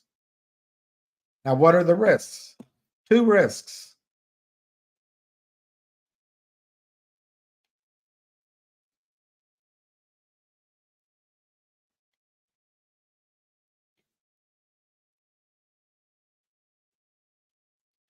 There's only 2 risks to this 60 cents. Is it believable? Is the valuation believable? I haven't seen what it is yet. And the other is funding. Are they going to go to a Wall Street plunderer to be funded? If they need no funding, and if it is believable, Logic will do a reverse merger worth 60 cents a share. We're coming to the end of the first quarter. And I would expect, much like with HNRC, there will be something announced over the next 2 weeks. If they signed an agreement to move forward and it was non-binding, let's say pending an audit, would you advise they announce the non-binding deal or wait until the audit is completed and they can announce a etched in stone deal, a finalized deal? I think it's better to wait for the finalized deal. So let's just say that it is signed and an audit takes a couple of weeks and we're coming to the end of March, the end of the first quarter. let's just say it runs over into the second quarter. So by the end of April, we'll get an announcement of an acquisition worth 60 cents a share. The stock is trading at 2.5 cents. So we've got 6 more weeks. Darn it. It's been a long time. I know. I'm in it. It's painful. But what it do from 2.5 cents? Does it go to 60 cents? Or does it go to 5 cents? I don't know. But we will know more when they make an announcement. I think the let me draw it a different way.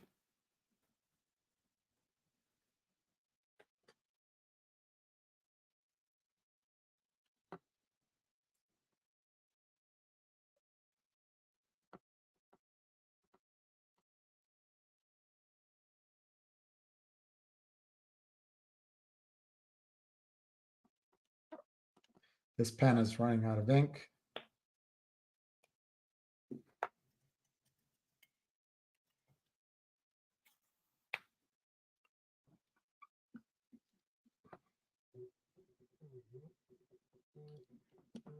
Hey, here comes Ham. Here comes Ham. Hello? Yeah, I am, but let me get the speaker faded away. I have to get it back on. Better connected to Bill's iPhone. All right, now. All right, everyone's dying to hear from you, Ham. Hold on 1 second.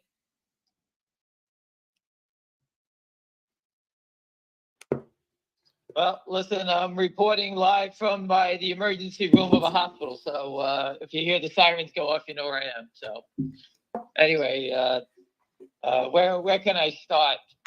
Just to let everybody know, I'm watching what's going on, and everything about the world is so disgusting. I can't even stand it anymore. Besides the stock market and everybody turning a blind eye, it just seems like everything is everything. I don't think there's anyone in charge. I think it's out of control. And I don't even know how to, the only thing I know how to do is fight back. And I think the only way to do it is you have to do it yourself with magic tricks and figuring out corporate developments to make it happen.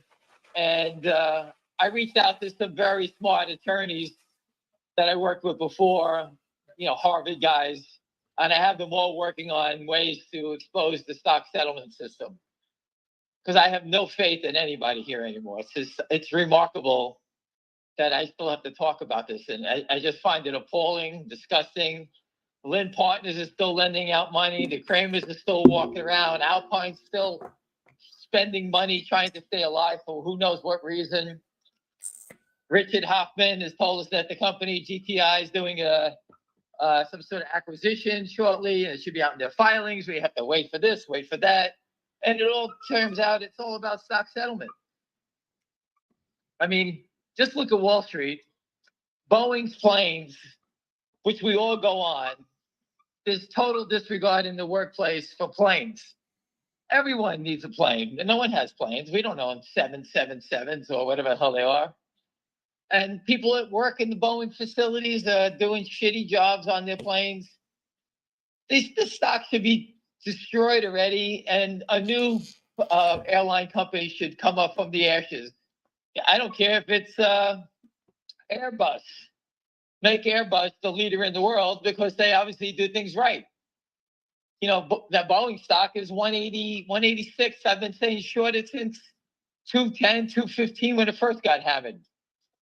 I mean, who the hell wants to get on a plane?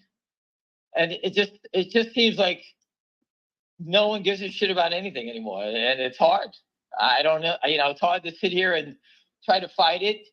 The CEO of Palantir, PLTR, he did a great job on CNBC talking about short sellers, bringing down good American companies.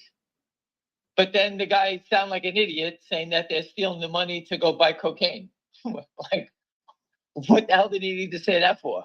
I don't understand it, because they'll just use it against him, like, for saying something stupid. He's right. I don't know if they're using cocaine, but I know they're spending it. Just go look at Ken Griffin. He's buying world-renowned properties all over the place. The top homes, properties all over the world. I don't think he's doing cocaine, but that's what he's doing. So I think that, PLTR had a great place to speak today. And in my eyes, he's like, he did a 30% a good job, 70% he sounded like an idiot. I don't think he needed to say that. I just think that it cheapens what he was trying to say. And he was close, but he didn't do it properly. I attacked Better Markets, that gentleman. He's been in the GameStop video, bald-headed guy, does a good job. But if you're here for Better Markets, he should be speaking every day about Better Markets. You don't disappear for a year at a clip. No one does anything. And it's just amazing. I don't want to sound like I'm down and out, but, this is a full-time 24/7 job. My family's money is just getting destroyed every day. And I have to watch them manipulate stocks like Finger Motion every day, trying to mark it down every day. Now, I'm not concerned about Finger Motion fundamentally. I think it's going to win out. I think it's going to take a shot like Root shortly. Nothing, back up to $45 in a blur. Because I do think they have the fundamentals and to make things happen. GTII is a different story. We need the company to step in to put a floor in the stock. But at the end of the day, the SEC has to force settlement. Hester Pierce is going to be in Tampa Bay in April, William. I blasted your name along with everybody else who's got a big mouth. Go to Tampa and go tell it to her face. Get that guy, whatever is that guy, Rich or Don Fizz, whatever his name is, who goes to DC all the time for MMTLP. Send him there. Go talk to her right to her face. The SEC, one of the commissioners. You want to go speak to her? You guys want to speak up? Go there. She's right there. Email her. She wants you to talk to her. Go ahead. Unfortunately, I can't travel at this time, or else I'd be doing it. I'm just saying that it's like these people just go around like it's no big deal. And it's hard for me to tell you to keep investing in the equity markets. If a company's not fighting, or you don't have people fighting for you, you're going to get roasted alive. You're going to lose all your money. You're better off going on Twitter, make up a story, short it, and spread the rumors that the company's going bankrupt. The CEO's a crackhead. You make more money doing that, and then go out and spend it. No one cares. That's just the system. I don't believe in that. But you know what? If you have to save your family, you need money. What's the difference? Go out there and just tell anybody anything. No one cares. You can see it. But Mark Bazile said that Benzinga defaulted on the case against with Finger Motion and Capybara. They defaulted also. I don't know what that means and how he attacks it. He just sent it to me. So I assume that there's going to be more to come, but there's no respect for even the court system. Why would you even file something? No one even cares. What do you do next? I'm not an attorney. Benzinga's in business. He should be shut down. He shouldn't have a site anymore giving financial information while posting fraudulent stories. That guy sells information to E-Trade, Ameritrade. He's posting false information, gets called to a court. He doesn't even send an attorney. He got served. He just doesn't show up. He defaulted. What happens now? I'm not an attorney. Maybe someone on the phone is an attorney, and they can give me an answer. But until Mark tells us, I have no idea. So what's the difference? Do whatever the hell you want. If someone sues you, just default. What are you going to do? No one seems to care about anything. Forget the rest of the world. I'm just talking about the financial markets. You go to lawyers, companies get lawyers to defend themselves, and they just laugh at you. Anyway, William, any questions? I'm sorry. Yeah, let me look. People are asking, why is GDC down?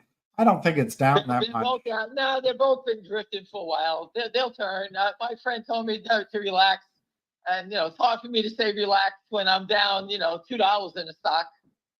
But, the gentleman that's telling me is, a world-renowned guy, and I stick with that. So that's all I can do. I don't really follow GDC as a company. I have no idea what they do. I'm just following my friend, and he owns CJYL, and he owns GDC. So I'm trying to see if there's any good questions here. One guy's pointing out he thinks a lot of the trading today in GTII was wash trading. yeah, someone put it up there, watching crossing shares, 25,000, 43,000. I mean, it's just, I put it up every day. It's wash trades. They're buying, what they're doing is they get calls for delivery. E-Trade may say to Morgan Stanley, hey, you owe me 50,000 shares, you didn't deliver it. Morgan Stanley calls up the short sellers today, you got to deliver 50,000 shares, and they wash it, meaning that the account that needs to deliver it buys it from another account, and they just sell it back and forth. Now Morgan Stanley says, oh, we met our obligation. That's all they say. And E-Trade says, okay, and that's it. Yeah. Now, it's not free trading. I told you, every day it costs them money to play these games, but they must be stealing so much in so many different names to keep paying these bills. It's insane. Who makes the money? The brokerage firms. They charge fees. We don't see any of that money. They do. So they don't care. They let the hedge funds keep playing the games, and they just keep stealing the money. As long as they get their cut, everyone's happy. Quite a few people are wishing you and your family well, and your. Just let me tell you, thank you very much. And I see this young girl in Missouri who got a head smashed into the concrete. Oh, When you get a traumatic, it's awful. It's a traumatic brain injury, and based on what I watched in the video, biting my tongue as I watched it, that girl's no way going to survive. Her brain is swelling, and it's a terrible injury. People on this phone, make sure you protect your kids, wear helmets. It's deadly. Your head is, you can get shot 6 times, they patch you up. Hit your head and you're finished. That's why I see people in the city all the time riding these city bikes with no helmets. They get run over all the time. My friend's a police officer. We don't get to see it, but there's so many brain injuries, and that's what people die from, their brain injuries. Your brain swells, and that's the end of you. That was a tough video to watch. It's tough to see. I just don't, growing up in the city, I've never seen anger in people. I don't care what race you are. Who at 15 or 18 has such anger? I think she was 16, the woman, the girl. Whatever the age is, what the anger? Who can do that? I mean, these people are just out of their bird. Yeah. And, as an adult, how do you tell your kids, you can't even go out your door, and everything I see is disgusting. I just don't understand it. And you know what? I don't really tell people, but my son suffered a traumatic brain injury. And the surgery he just had was removing a titanium plate out of his head and putting in a new plastic plate, which is new and improved. What that young girl suffered, my son suffered, and he survived. But from that, you wind up getting a stroke. He's blind in one eye. So just think about how damaging a brain injury is. All right. And I've lived with it for years. And my job is to survive my family financially. And I don't give a fuck about the Kramers, Lynn Partners, or anybody else.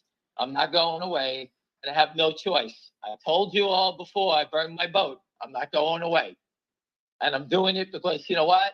I have nothing to lose anymore. And I don't care who comes knocking. But again, for yourself and your family, make sure your kids, young kids, wear helmets. Your head is the most important part. I've seen people coming to the hospital, and I was in the hospital for months with my son, people getting shot. 5 shots, they patch you up, in 1 month you're out. Bang your head. I saw a young girl who was skiing, and a snowboarder jumped over a jump, and the board hit her in the head, just basically touching her head.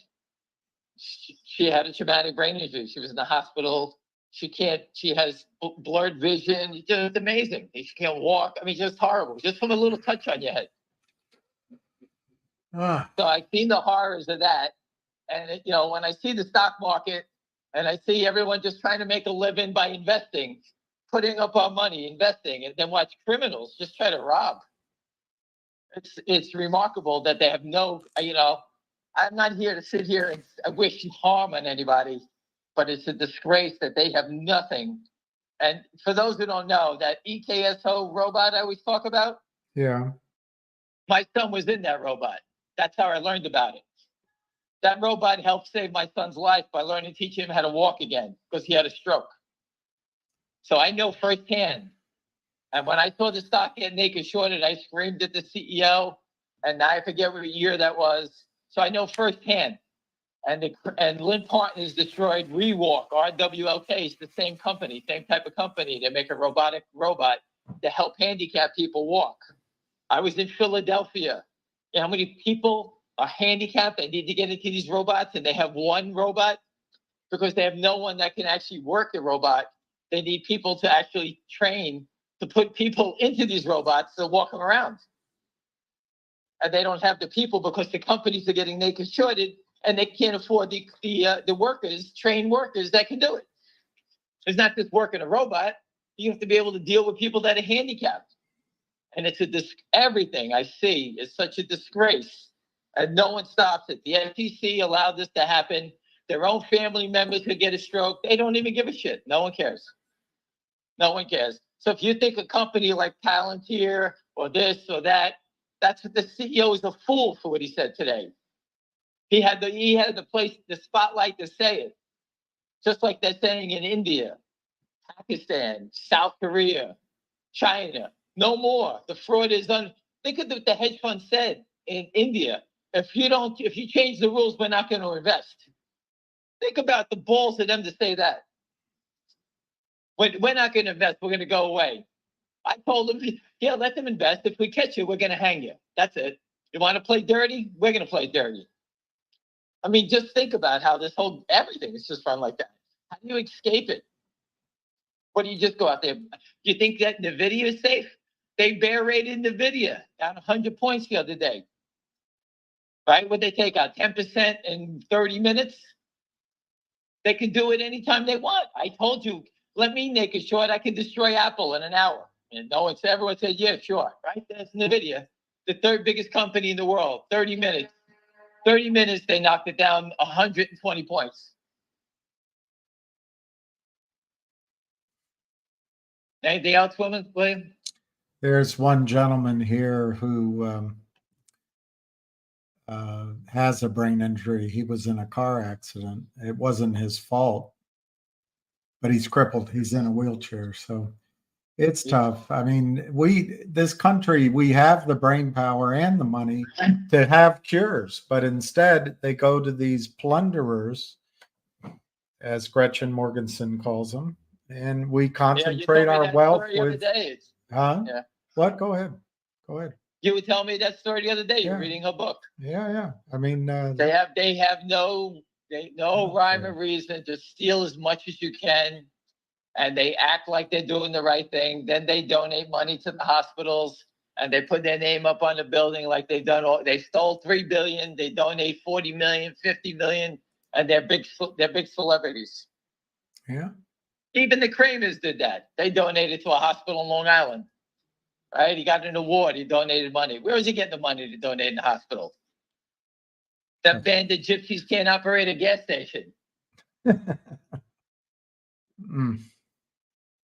Listen, I don't give a shit. If you want to play the game, the regulators need to come in and enforce it. If they catch you, you go to jail. That's it. You want to be a crook. People that rob a bank are taking a risk.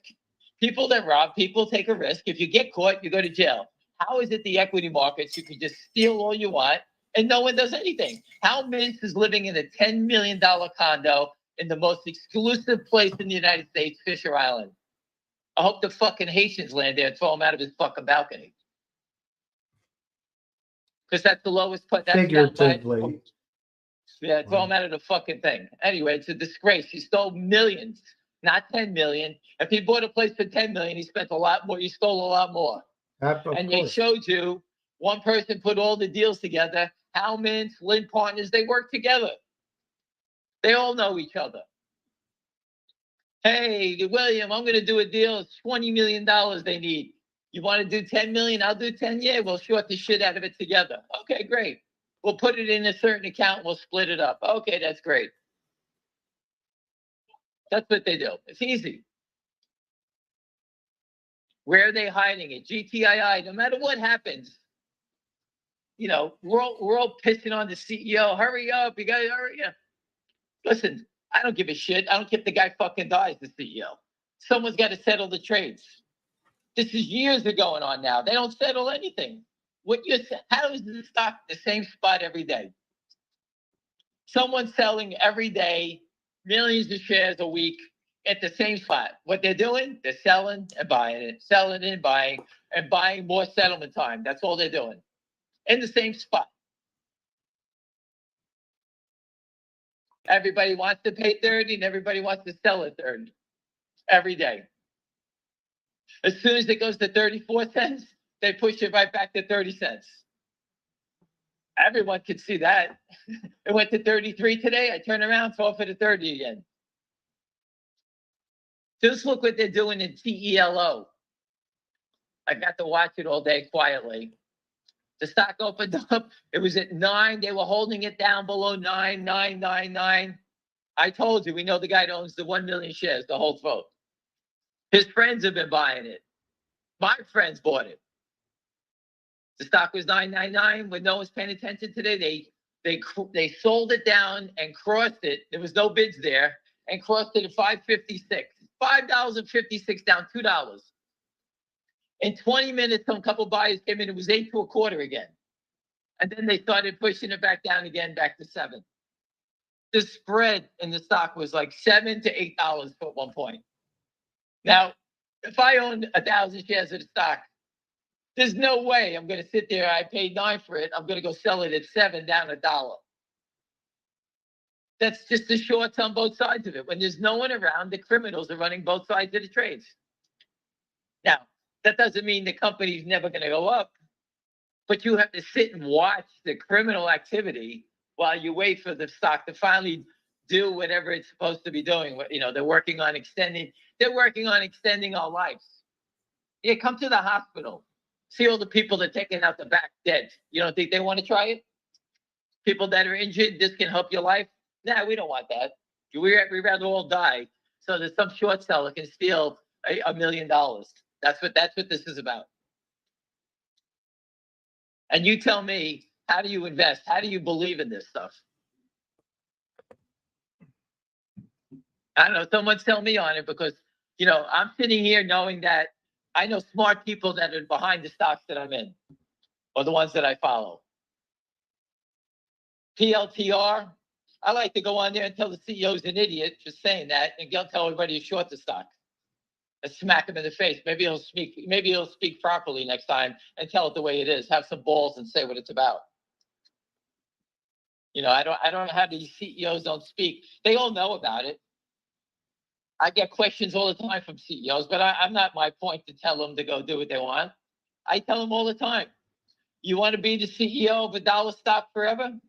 $1 stock that's going to be 50 cents, never be able to make a sale, you have to cut your salary because you can't raise money. That's the future of a CEO of a public company. And if you're a public company of a medical company, a medical thing, forget it, they'll torture you forever.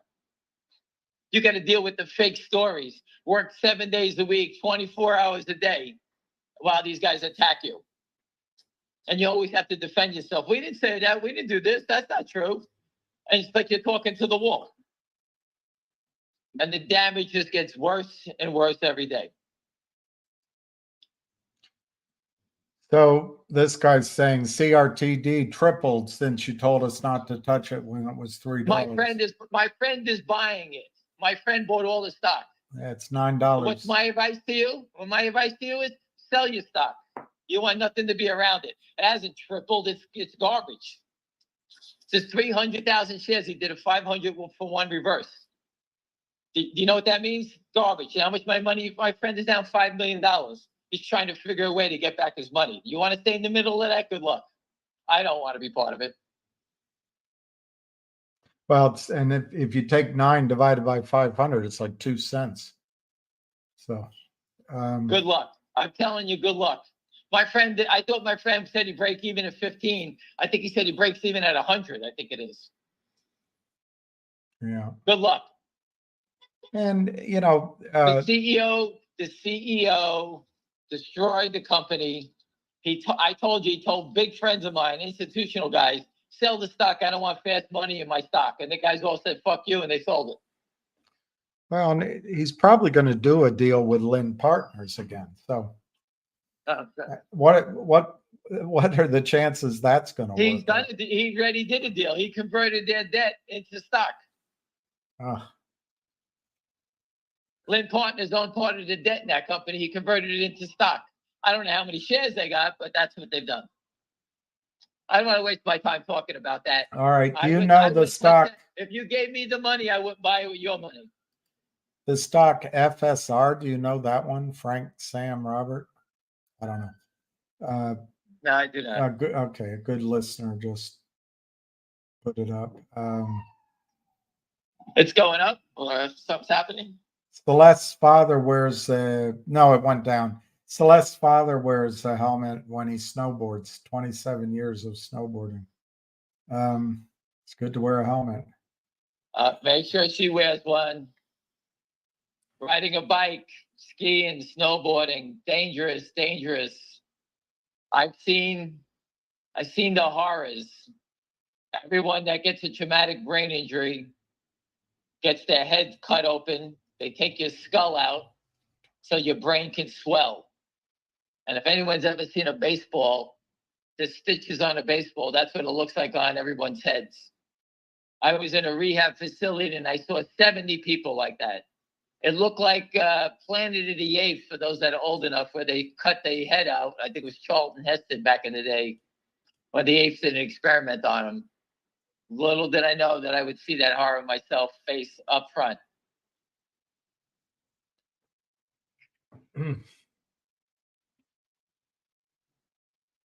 Well, it's a nice trade in. I don't know what to say. But let's not talk about that one. Deacon Blues is saying you should look into PLTR. I thought you just were talking about PLTR. I just did talk about PLTR. The CEO was on TV. He did a great job, but then he sounded like an idiot saying that the short sellers are taking money to buy cocaine. I don't know why he said that. Unless he had some proof of that, if he should talk about it. Well, if you know that's true, let's hear about it. I doubt that the short sellers even use drugs. Listen, they're disgusting human beings that care nothing about money. All they care about is money. Right. They want to spend money. They want to buy buildings. Go look at Ken Griffin. Look what he's bought. Go look at what he spends money on. They all do the same thing. They buy paintings. They buy buildings. They buy planes. They want to travel. They want to spend money. That's what they do. Listen, we all want to do that.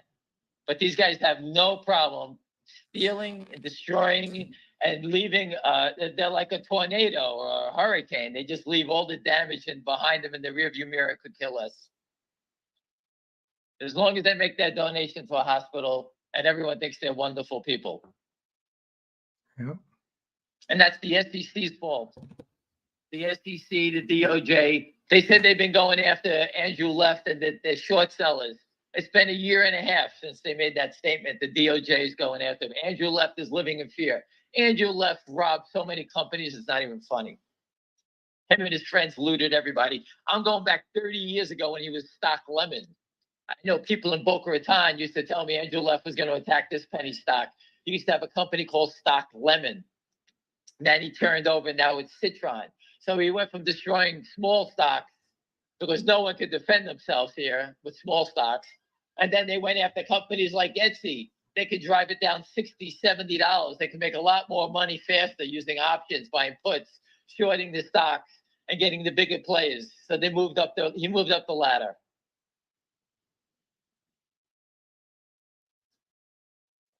That's his history. The DOJ should lock him up. They should lock him up for whatever he said about the EXAS. That's the company that works on colon cancer tests. He shorted it and told everyone that this company will never be anything.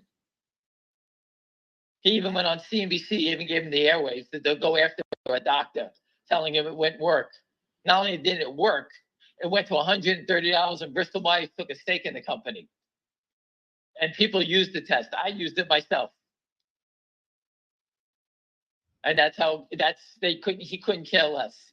He said Etsy, ETSY, was 130 short for getting killed in the stock.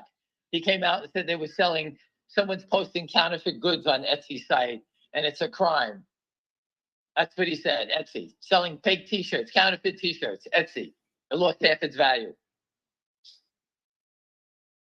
How would he know they're selling counterfeit shirts there?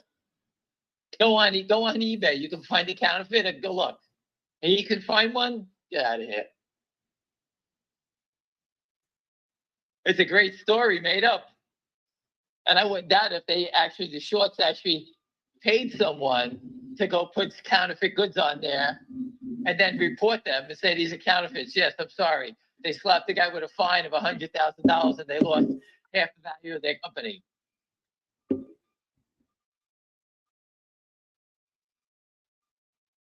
Yeah. Do you know SONG? SONG song. Yeah. I think that's Bluebird. Bluebird. Is that Bluebird? I don't know, but they're doing a 500 for one reverse. That's good news. That's good news for the short sellers. The longs just got wiped out. Congratulations. It'll reappear as a new company and they'll just start over again.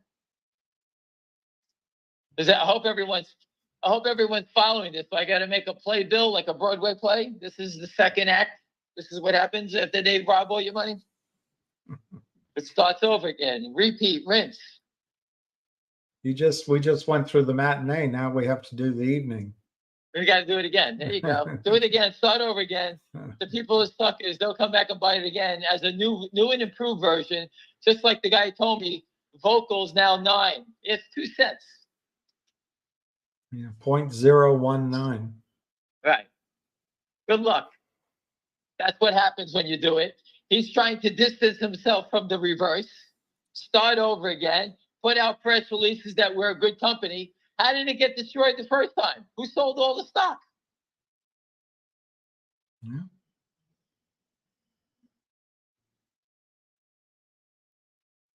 I mean, CEOs shouldn't have to be able to know all this. They don't listen. It's not listen. You go public. You have to file stuff with the SEC. Yeah. You have to do all this stuff to be legitimate. You need accountants. You need lawyers. You got to pay all this money. You have to know every share is, and yet the SEC lets people file. Not one public company knows how many shares exist in their company. Not one. That should be number one on top of your statement when you do a filing. Yeah. Hey, we have 20 million shares, but we have naked shorts of 50 million. So be careful if you ever buy the stock. It should be on the paper. You should know. Yeah. We're exposing it, and no, it's like we're pulling teeth to get that information out there. But if the company were to sell one share that's not registered, they go to jail. Yeah. Yeah. And yet the guys all come out there, all the bashes. It's a pump and dump. Blah, blah, blah. Wouldn't it be nice just to go out there and bash everybody? Isn't it easy? I was telling somebody this morning, it would have been good if we did pump and dump. We would have made money. Yeah. Just go out there. All the guys, the bashes, are sitting here laughing. Oh, it's a company's a scam. They're diluting this, that, everything. Blah, blah, blah, blah, blah, blah, blah. Look how easy it is. But I don't want to leave this planet being a scumbag robbing people. I'm not into that. I should be doing it because I enjoy my life. But if you want to be a scumbag, go ahead. I'll help you out. I'll teach you. I'll give you some stocks. You can bash the shit out of them. I don't care. If you were a scumbag, you wouldn't have time for pickleball. And that's one thing I do enjoy. And KYP can't wait. Uh, she knows I'm gunning for her. She better hide. She's heard all this talk, but she hasn't seen any action. I'm trying to keep it. I want to know my game plan. Anyway, listen. I enjoy doing that. I've always played sports, and I just can't be a criminal. Oh, wait I a just minute. can't- Song is doing a 500,000 for one stop split. wasting your time. Just get a priest, give it its last rites, and stop looking at it, and don't talk about it again. Whatever they're doing, it's going to be rated again. It's called repeat and rinse. They do it's like the car wash. You're going to go through it. They're going to do the same thing. They'll bash it. They'll short it. Just look at KNW. I told you. Lynn Partners, the next news story, the company's going to come out and say something positive. Right after the announcement, the next thing they came out and said that their glucose meter is blah, blah, blah, blah, blah. So there's the CEO. Lynn asked if they had good news. We'll put it out for you. Yeah, so good. We calculated that at $12 million, what is it? Lynn's going to get 1 billion shares at a penny. Right. What did it trade? 80,000 today? They got a long way to go to get to 1 billion. So any idiot that's buying that stock, you're going to get wiped out. Because the only way Lynn gets his money back is by selling the stock. Because the company's never going to get paying back. And that's the same thing. They do the note. The next thing you're going to see is the positive news by the company because the company got taken by stooges, the crooks. You got to put out, you got some good news? Yeah, sure. And they short the stock. Thank God it's in this. He's robbing everybody from Seattle. So I don't know anybody. I only know a couple people from Seattle. Good luck. Go steal everybody's money over there. Lynn's probably looking for a company down in Texas next to lend money. So they're going to pop around the country and rob different investors from different states. We're too smart now. We stay away from them. Yeah.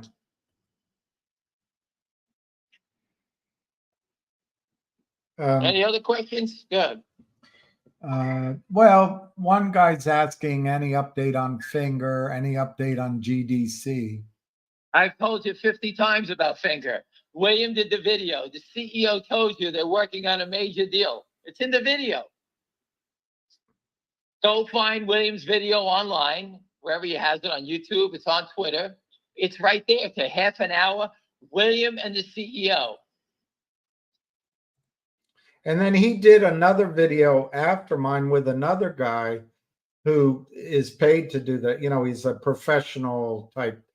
And it's a good interview. I'll try to find it. But Yeah, I'm just saying it's right there. You got to do a little homework. The guy's telling you it's coming.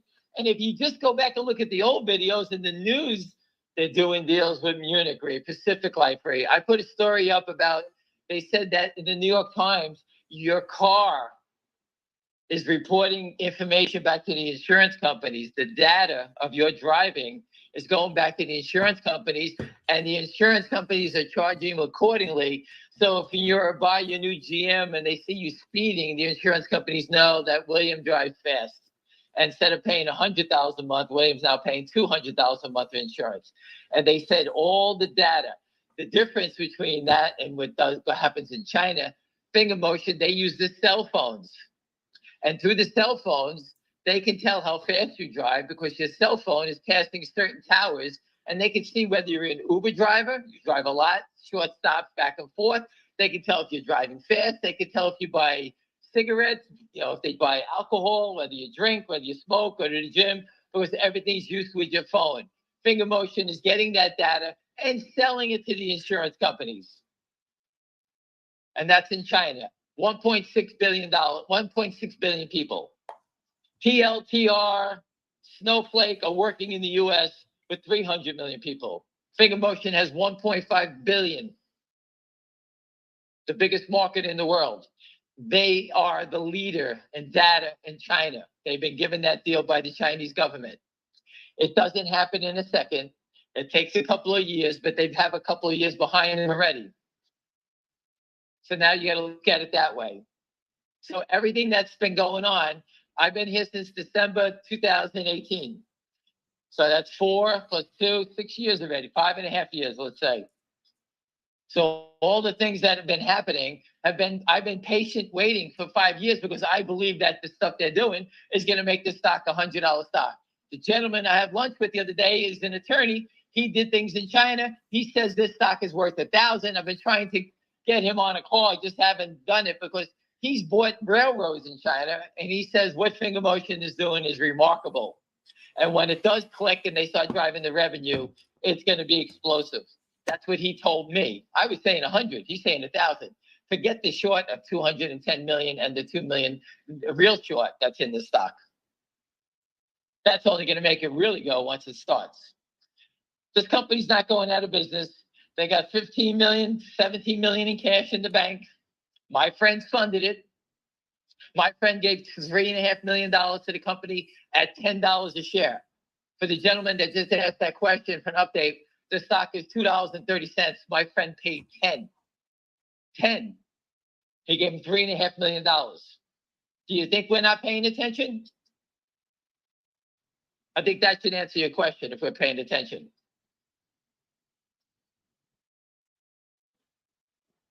There's your update on that. Richard Hoffman gave you the update on GTII. Well, If you have a complaint with GTII, Hester Pierce is going to be in Tampa. Please go down there. I beg you. Go see her. She wants you to make an appointment to go see her. It's right on Twitter. Go spend a few bucks and go give her your 2 cents. In your words, tell her whatever you like to tell her. I tried to call the police 100 times. We put the truck everywhere. I sent it to Better Markets. I sent it to Hester Pierce, the SEC, the Secret Service, everybody.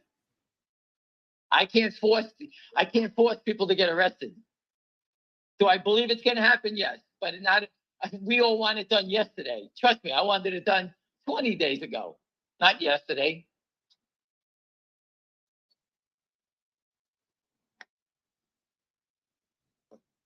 Anything else, William? Well, you didn't mention GDC. Oh, yes, you did say GDC. What this guy is pointing out, 4 banks have a total of $1 trillion worth of, quote, sold but not delivered. Oh, really? Yeah. I didn't understand that. What did you say? Something was coming through, so I thought you were having another conversation. But on their books, there's $1 trillion worth of sold but not delivered securities. It's parked everywhere. It's everywhere. That's just 4 banks, 1 trillion of it. It's all over the place. It's everywhere. Can you imagine what they buried in Credit Suisse? That they won't open it up for 50 years? Celeste is going to be 60 years old. What is she, like 10 now? 5, I think. I think What is she, 5 years old? I think she's 5. She's going to be 55 by the time Credit Suisse, they tell us what happened there. She's 5. That's how much criminal activity was there. I wonder if she'll know who killed the Kennedys. Credit Suisse, the Swiss bank, people loot money and hide it for years. They finally get busted. They won't tell us what they did.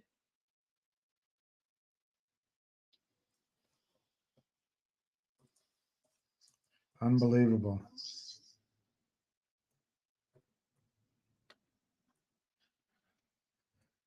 Unbelievable. So this is what when everybody finally bumped into me and they said, what the hell is this maniac talking about? I told you it's the biggest crime in history. And now you're seeing countries step up and do things that the US won't do. It's right there. I tried everything to help make it happen. And it's going to happen because they can't keep doing this forever. The whole system will collapse. Exactly. The whole thing has to collapse. And that's what's going to happen. What day does that happen? I don't know. Well, there will But, be you know, for the something most else part- that, For the most part, I would never, ever keep all my money in anything that you can't protect. I just walked outside for a minute. She said, stop there. You have to get a new pass. All right, so I'll stay here for a minute. Okay, I'm not going up. I'm back to the hospital and they won't let you go back up. I got a new pass again. So anyway, any other questions? this guy's reminiscing that everybody's down so much on MMTLP. He was hoping Finger would be a breather. But Listen, it's I'm just, not involved it's in it. hard I'm to not fight. involved in it. I'm not involved in MTLP, and I feel for them. But you know what? The guy Don's running around DC. Enough of the nonsense, that guy Don. How come no one's subpoenaed anyone yet? Right. It's time to step up and speak. No more being nice. Take the picture of the people that he's talking to and report on them. Right. This is no more. You Anna- can't just keep doing this stuff. Anna's been posting like what you're saying. Let's just get the subpoenas. Why have a can you- hearing? how Why can you go meet? to Let's get someone- the facts first, He should be there. 100%. He should be demanding, why don't you get a subpoena when the people don't take their picture and just put it up and say, this person won't do it. You have to embarrass them. Just like AOC used to do, running around trying to embarrass everybody, that buffoon, you have to embarrass them back. That's what you have to do. If you want to fight for it. MMTLP, you have no choice. You have to fight. I know some people are getting tired and blah, blah, blah, blah, blah. And I wish the guy Don, if that's his name, running around DC. I love it. But I told him, go pick up your bags, go to Tampa. Well, That's what he should be doing. The SEC is right there. they've raised Don't enough become a money fan. for him that he should be able to go down, I think. So I'm that's just a good saying, whatever they idea. raise, go down to Tampa. It's a good And they idea. should go down with Honor and Busy and get everybody in the office. Yeah. You'll see her on, everyone's seen her on Charlie Payne. Go to her face. Bring your kids. Show them your bank statements. Demand answers, embarrass her, stand outside with signs, wherever the hell she is. She's right there. Wait for her to go in, torture her, just like she's torturing you. But Yeah. I'm not involved in that. Go do your own thing. Yeah. Over 2 years waiting for, they can't even tell you what's going on. 2 years. And they're trying to change it and make those people the bad people for investing in the company, right? Yeah. That's the MO. Just look at Joel Gasparino, that lowlife, sitting here trying to tell people they got ripped. I mean, he's a disgrace. I don't even know how to say it anymore. He's a disgrace.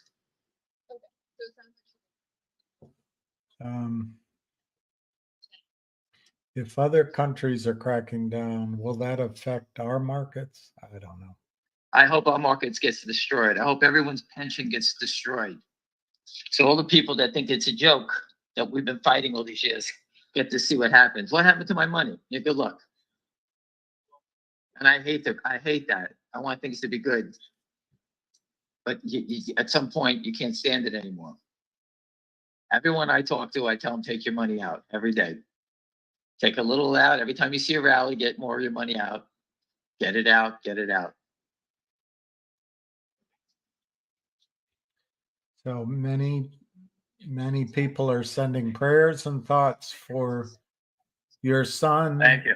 Ricky Thank you. Rick, Sideshow Bob, Miles Bradley. Thank you, others. thank you, Listen, thank you again. I gave you the Scott. word of advice. Mhm. Spread the word. People need to wear helmets when you ride bikes, skateboarding. I met a young kid, I'd never spoken to him. He was skateboarding, went to Villanova. His parents told me he slipped off his skateboard, hit his head back on the curb. Mm, He was crippled for a year and a half and then finally passed away. mm, Brilliant kid. mm, Skateboarding, no helmet. mm. The horrors of life. And here we are, we're trying to fight to save our families financially, making decisions based on what we see. And we let the SEC just let people rob us Mm. and they don't even address it. Gary Gensler, how many times have we embarrassed him? He walks down the street like he'd never even heard of us. He's in his own illusion of importance. I'm just saying, just look how he doesn't even address it. Yeah, Never. Never. yeah. Think about how is this government sending kids to war? Our leaders are men dressed in dresses. Are you kidding me? Hmm. My father would turn over in his grave if he ever saw that.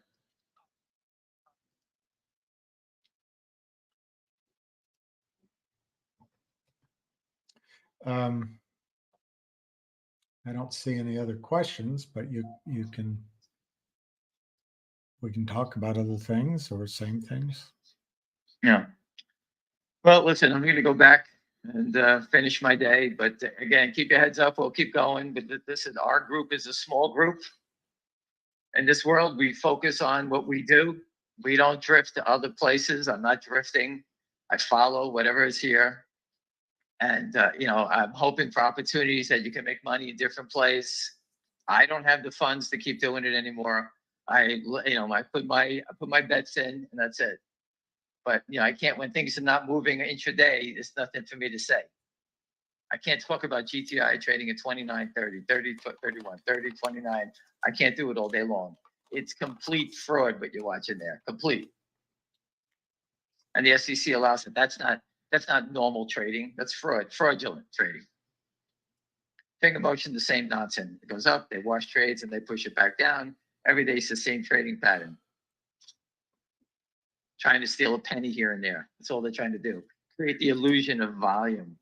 Everyone thinks volume means something. Volume means nothing. Look at some stocks. They trade no volume. All of a sudden, they trade 100 million shares in a day. How could that be possible? Impossible. It's all created, fake, counterfeit shares being flooded into the market. And they use it once in the system, they go back and forth and just keep passing it back and forth like a hot potato. You take it, I got it. You take it. If they don't fix it now, somehow AI is going to make the scams just unfathomably powerful. Well, Susan Trimbat said, everyone's talking about going to T+1. What does it matter? It doesn't make a difference. It doesn't make a difference. You can make a T plus 30 seconds. If they're not enforcing it, nothing's going to change. Make it T minus 30 minutes. It's not going to make a difference. The SEC just keeps trying to make believe that they're making the shorter settlement time so they can protect against liability. Okay. And number two, they always talk about making it saving you money. Oh, we're going to make it, we're saving you money on your execution. That's all they ever talk about. We're saving you money on your execution, get you a better price. I don't want a better price, and I'll pay the commission. They used to But just charge settlement families for the bullets that they'd use to execute prisoners. You're just saving on the bullets. While you stand there, we're going to shoot you. Unbelievable. I don't know. The country's a mess, and it just seems I can't even keep up with it. Between planes falling out of the sky, illegal immigrants killing people, raping kids, it's just insane. Cities can't handle the money. The money is just enormous, the spending, and it's just taking away services from everyone else. It's just insane. And I feel bad for people, when you guys get older and you're going to need help, whether it's Social Security, they're looting everything. I mean, how are you going to make it? Well, everything around here is locked up. You want to buy toothpaste, you got to get the manager to open the gate. Laundry detergent, manager, open the gate. Ink for your printer, manager has to come unlock it. Everything's locked up now. It's so funny. I got a funny story to tell you. I'm in New York all the time running around. Hold on a second, buddy. Hold on. And you never see police officers. Yesterday, 2 cops ran in front of my car. I almost killed 2 of them. I almost killed 80% of the police force. These 2 idiots jumped in front of a green light. And, it was like 7 o'clock. It just turned dark out, whatever it was, 6:30, whatever it was. And wearing their black coats. And you never see a cop. And they both jumped in front of my car at the same time. Like, you got to be kidding me. That's hilarious. And I'm telling you, I've been running around for months, Times Square, that you don't see any cops anywhere. I hear they're right in front of my car. That's hilarious. Anyway, listen, everyone, I had enough. Have a All great night. I'll speak to you later. Thank you. Good luck. Good luck. Bye. Call All right. ended. I'm going to get back to that. I want to quickly finish this question on logic and CAUD. I'll do it quickly because I was almost done. I just got to find the question.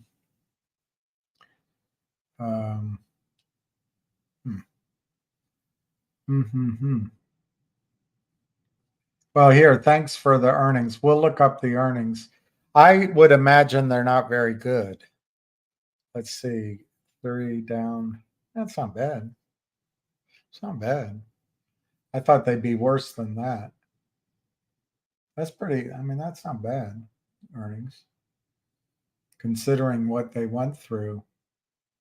But I cannot, darn it, I knew I shouldn't have moved that. I shouldn't have moved my clicker because now I can't. Anyway, somebody was asking about, oh, is somebody named Tom or T or, let me see if I can find him. Key. There it is. All right, let's just finish this up. So I was answering on logic first. And this now is a mess because I've been playing with it while Ham was talking. But if you try to use a normal distribution curve, I think the outside extremes, 10% odds is that it just goes to 5 cents. 10% odds it goes to maybe over $1. In the 80% range, 10% on either side. Oh, I see what I was doing. Sorry, here. 2% range that it go to 5 cents, 2% that it goes to $1.25. If you go to the 10% on either side, 10 cents. So I'd say 10% chance it only goes to 10 cents. 10% chance it goes to 75 cents or better. And then somewhere in here at the 60, the 80% range.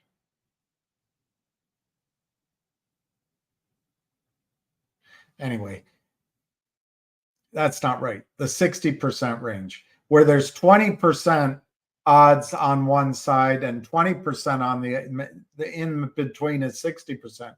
I think there's a 20% chance it only goes to 15 cents, and there's a what does that work out to? 80% chance that it goes to 35 cents. So what I'm trying to show you is I think these are the prices. 15 cents to 35 cents is where I think logic will trade to. It could go to $1.25 if there's a squeeze, or 75 cents if there's a squeeze. If somehow the shorts just say, hey, this news is crap and we're going to keep it down, maybe it only goes to 5 cents or 15 cents. But I think this range here, this 60% bubble, somewhere between 15 cents and 35 cents has the most odds of happening. That's, I don't know. I don't know if I'm making myself clear because I was confusing myself. All right. Now on CAUD, I think that the CEO, Peter Boards, is doing an incredible effort to look into how he should raise money, how he should protect shareholders, but more importantly,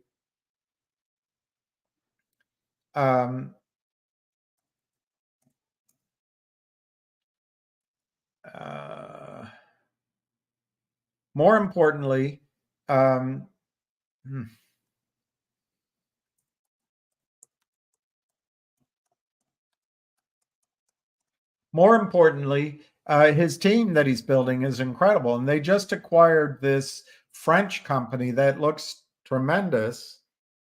And I'm going to try to find, I have it here somewhere, unless I took it down. They put out a pretty good piece. Here it is. And I really think that Peter Boards can achieve this. I'll just read a little bit of it. It's a Q&A with Hawk Point Media, and it was put out February 28th. Collective Audience CEO tells Hawk Point Media how an ambitious 2024 agenda in a multi-billion-dollar ad tech market can lead to breakout growth. This is what will make the shorts run away. The company was listed on NASDAQ in the fourth quarter, as we know. That was the D-SPAC. It has been strengthening its management, advisory, and board to capitalize on significant opportunities in the ad tech sector.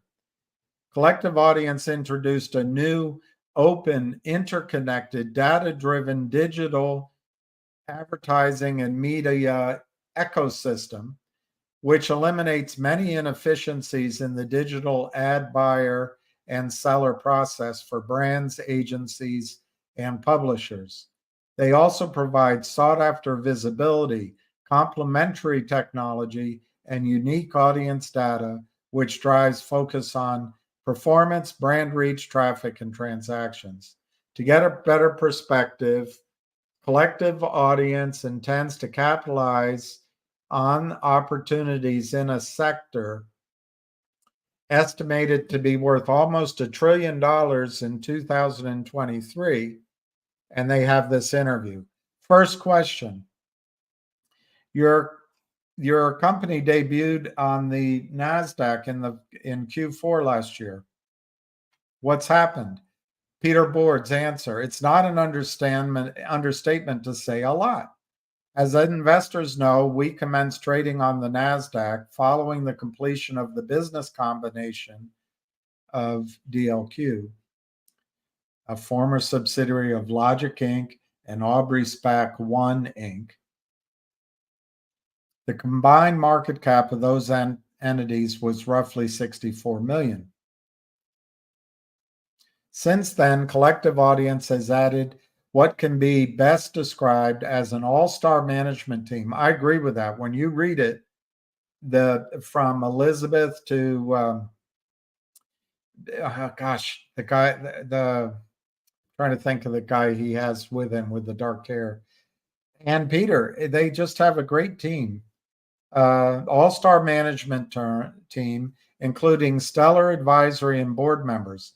Listing the accomplishment of each takes pages, so check the link to our website. To understand the impact of the collective minds on the Collective Audience team and to understand what impact it can have on near and long-term growth. We have completed the special dividend portion of the business combination, a second major milestone in that it positions our company to capitalize fully on targeted market potentials. In other words, my words, rolling up other companies. He doesn't use that term. And of course, we have quite a bit happening on the business front. We look forward to sharing that information in the coming days and weeks. Question: until you provide that insight, describe what your company offers to investors. Answer: we provide client companies with to the customers. We provide client companies with specialized strategies, which enhances digital marketing programs and audience engagement. That's the simple answer. The technology, though, is not simple. That's what makes us different, and in many respects, better than our competition. That's what you would expect a CEO to say, but it is justified, knowing that we serve as a one-stop shop that who can leverage industry best technology to help businesses reach and interact with their target audiences more effectively. Combined services include data analytics, targeted advertising, and customer relationship management. While some in the space do all of those, one of those, few provide a package as comprehensive as ours. We think that distinction exposes clear advantages, which motivates clients to engage CAUD. Speaking of clients, how significant is the market opportunity? And this is what draws me to collective audience. You know, the risk that I've warned of is the financing, but I think Peter is educating himself on that. He is the most recent acquisition did state and contemplates a payout down the road after the proof is in the pudding of the revenues and the earnings addition of working together for 6 or 9 months. We can read that agreement. But anyway, how big is the market opportunity? Answer: it is enormous today, and it is increasing at a tremendous pace. The audience-based performance advertising and ad tech sector is forecast, listen to this number, it's forecast to reach $2.9 trillion annually by 2031. That's not that far. That's Kamala's second term. Today, we are targeting the hundreds of millions in play by providing our brand and a suite of services. Of course, we'll grow into the larger market opportunities as well. That will not be by coincidence. As the collective audience story unfolds, investors and clients will understand how disruptive we intend to be in markets that often are complacent to change. So rather than just participating in what is a technological revolution, a revolution in the ad tech space, we want to be the leader in it. Doing so puts tremendous opportunities in play for us in 2024 and beyond. We think our portfolio arsenal will enable us to tap into a period of expected extraordinary sector growth into this decade's end. Here's the thing: with expected trillions of dollars in play, earning even a modest percentage of the market potential can be transformative for CAUD, benefiting our clients and our shareholders. Question: what's the capital structure of collective audience? Answer: we debuted on the NASDAQ as a lean company. We currently have 14 million shares outstanding. 83% are held by insiders and about 5% by institutional investors. And here's the thing that I really think Peter has to pay attention to. Certain players on Wall Street, and it's hard to tell who they are, will try to get him to issue shares so that 13 million becomes 100 million or more. I believe he is fighting against that with every fiber of his brain and intellect, but also with his team and with the other skills that he can bring to bear. And we'll see. I mean, that's obviously the risk. They have to keep the number of shares they sell down at the dollar level very low and try to. My contention is if Aubrey Advisors knew what they were doing, they would have made sure those 3 or 4 or 5 companies had merged in, had definitive agreements at the $10, $12 range. Now, it's possible it's not Aubrey Advisors. Maybe it's Chandron Advisors or Brownstone.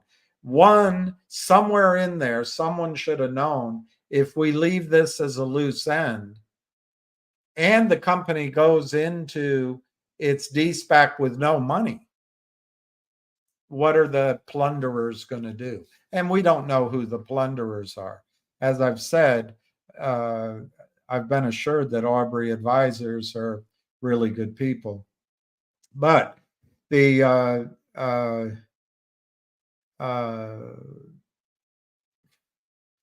key is to keep the number of shares small. Do you understand what I'm saying? For over a year, based on third-party valuation and based on the best judgment of all the people that knew the story, Datalogic and its revenues were worth $11 or $12 a share. That deal was sponsored from the beginning by Aubrey Advisors, advised by Shadron Advisors, another group of apparently highly talented people, some lawyers, high-powered, and this other group, Brownstone, who I think are just key investors. I don't think they really had much to do with the strategy. I don't know, but somehow, when it de-SPACed, all of that knowledge, and they were the only buyers and sellers. It's not like anyone else on Wall Street was following it. All of a sudden, they regurgitated their entire position times, I think there was 60 million shares traded in the first weeks. There's only 14 million shares out. So not only did they regurgitate what they had already eaten, although those shares, our shares can't be traded, and a lot of those shares weren't even issued yet. So who was selling? But this is of no interest. There's no curiosity from Adena Friedman.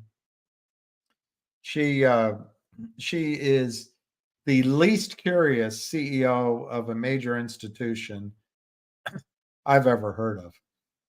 An institution which is in trouble.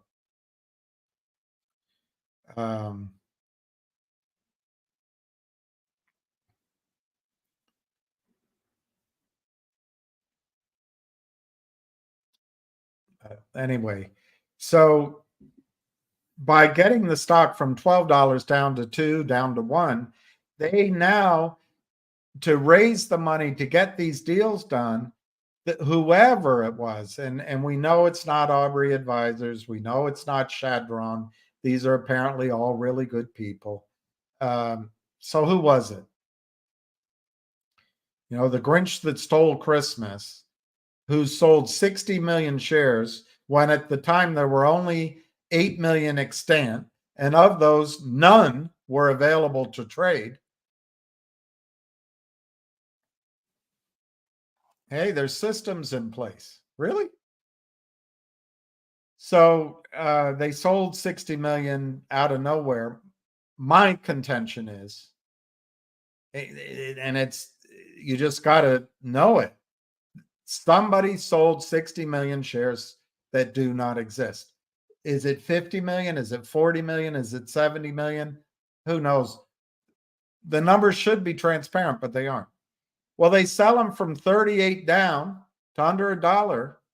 And now what they do, they try to get the company to issue shares under $1 with warrants and backward looking formulae, so they can keep the issuing of real shares, the Xeroxing of counterfeit shares, all being done under $1.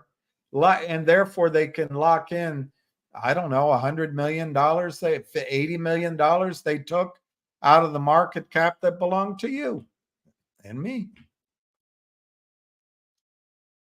So that's the one risk. But the other parts of this story are so dramatically exciting, and the size of the opportunity is so big that if Peter can focus on making sure he does not issue a lot of stock down here and waits for the I hate that word, synergy of the 3 or 4 companies, which in my judgment, a qualified financial advisor, not good guys like affable guys like Aubrey Advisors or Chadron Financial.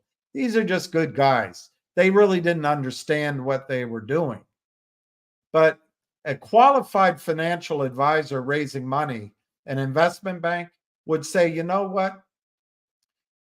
The next milestone is bringing the 4 companies in on binding agreements. The stock's trading at $12. Why don't we lock in those deals now before we de-SPAC, eliminating the risk? You know, someone did it. It wasn't Aubrey Advisors, it wasn't Polar, and it wasn't Chadron, and it wasn't the other hedge fund. We know that because these are good guys. But if they were qualified to give financial advice, they would have advised their sponsee, there's the one they sponsored, you better make sure you have those 4 or 5 deals locked up so you can come out of the gates with big revenue and you're claimed a big part of this opportunity. And then you'd never see $1. You'd be at $50 right now, raising money at $45. But that was against somebody's interests. And we know that Polar's good. We know that Aubrey Advisors is good. Chadron. So it's not those guys that did it. They're the only players involved. Everybody in the company is buying stock. So we just got to find out in whose interest is it to have sold 60 to 80 to 100 million shares, and they may have covered some of it. I don't see any evidence of that. But apparently the numbers that are reported to FINRA only show when the ticket is marked short. They don't show when they lie on the ticket. They don't show when the trade is covered by computers in what's called algorithmic trading. And apparently that's all legal. They can sell stock during the day they don't own, buy it back during the day, but because they're good customers, they're allowed to do it. You couldn't do it. Call up Fidelity and buy and then sell and buy and then sell. You'll lose your account. But anyway, I'm getting distracted by that. The opportunity here is so massive. The key is keeping the number of shares at 13.73 million and not letting the plunderers cause that number to expand. Now, if he raises money from, let's say, the $7 or $8 range on up, give them a little bit of leeway from the $12, well, that's probably reasonable. But raising money down here at 75 cents, $1, $1.25, I hope he doesn't have to do any more of that because it's criminal. Not on his part, on somebody's part. Okay, so we currently have 14 million shares outstanding. 83% are held by insiders and only 5% held institutionally. Relatively speaking, that leaves a small number of shares in the public float. On a revenues to share basis, assuming we grow as planned, this can support forward-looking models for much higher valuations. At current valuations, roughly 16 million market cap today. We believe we have the capital structure conducive to filling the gap we think exists between our assets, our potentials, and our share price. And we believe this can happen a lot more quickly than most people expect. What is your competition? Certainly there's competition, with some of it coming from global players. But keep in mind that we're not talking about just a handful of companies needing needing what we provide. LNNHHJKIJ. There are millions of them, large and small, needing to stay competitive.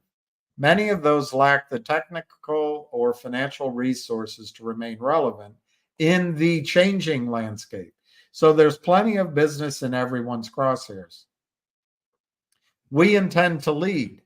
So by being targeted and efficient in our strategies, we are comfortable, competitively speaking. We can leverage our unique data-driven end-to-end solutions, which make it seamless for clients to access data and activate campaigns across multiple media channels. Maybe I'll use them. Digital marketing is and will remain the optimal solution for companies wanting to communicate with current and prospective customers to create and maintain brand awareness. What was a luxury a few years ago is now a necessity. Digital marketing is a critical contributor to brands being able to stand out from competitors in a congested market.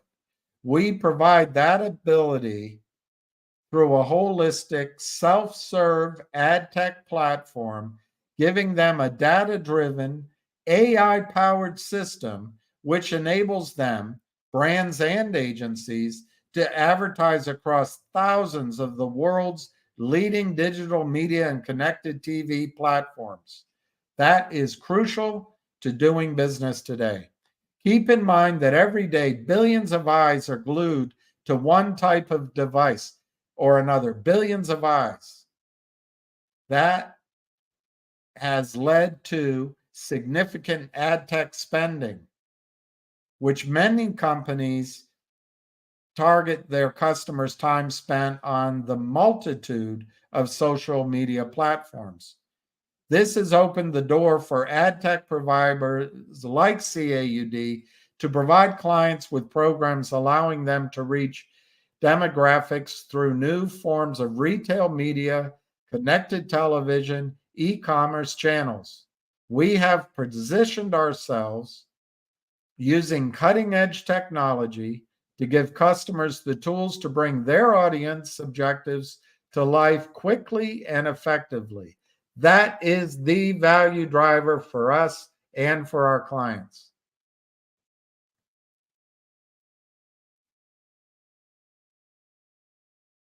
What will close the valuation gap between your share price and its intrinsic value? As CEO, I always focus on creating shareholder value, and I think he's great at it. The key is he's got to keep these plunderers from expanding the number of shares outstanding unduly. And we'll help him. I'll help him with that if I can. Insiders hold the vast majority of shares. That's true today, as long as you keep the plunderers from causing an issuance of stock using toxic formulae, backward looking, lowest VWAP minus a discount, all that crap. This is a good company. He doesn't need all that crappy trickery. And he won't do it, I don't think.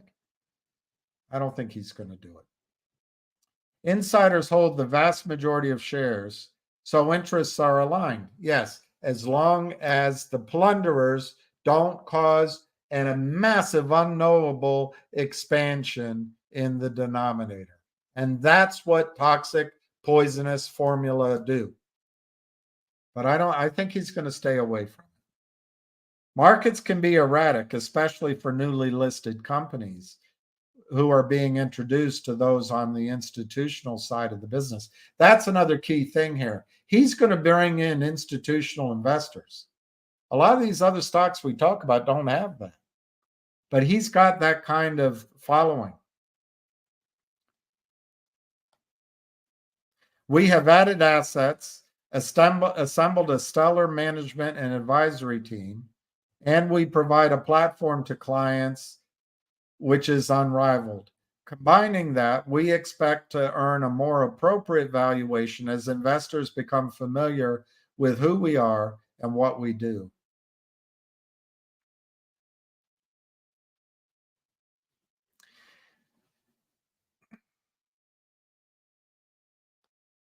Yeah, that's it, basically. So that's CAUD. Long answer. I think there's more news coming on CAUD. I think the CEO is going to fight. And as he learns what some of the tricks the plunderers use, these are the plunderers, use, I think he's going to avoid the destruction of the per share value by an ever expanding unknowable denominator. So I think CAUD has an exciting part ahead. I think Logic over the next couple of weeks, we could hear more. Maybe it takes a month. We'll hear about a definitive reverse merger candidate. Now I want to go down to the gentleman's question on MMTLP.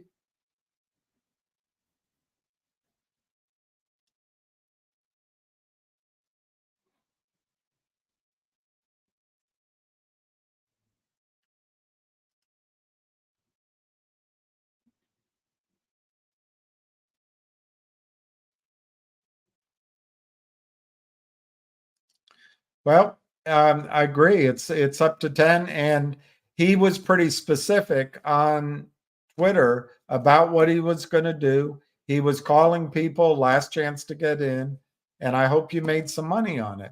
But how do I say this? Just because it's successful, just because there's a triple in reward, doesn't mean the risks were not out of this world. And anyway, I hope you tripled your money. I really do.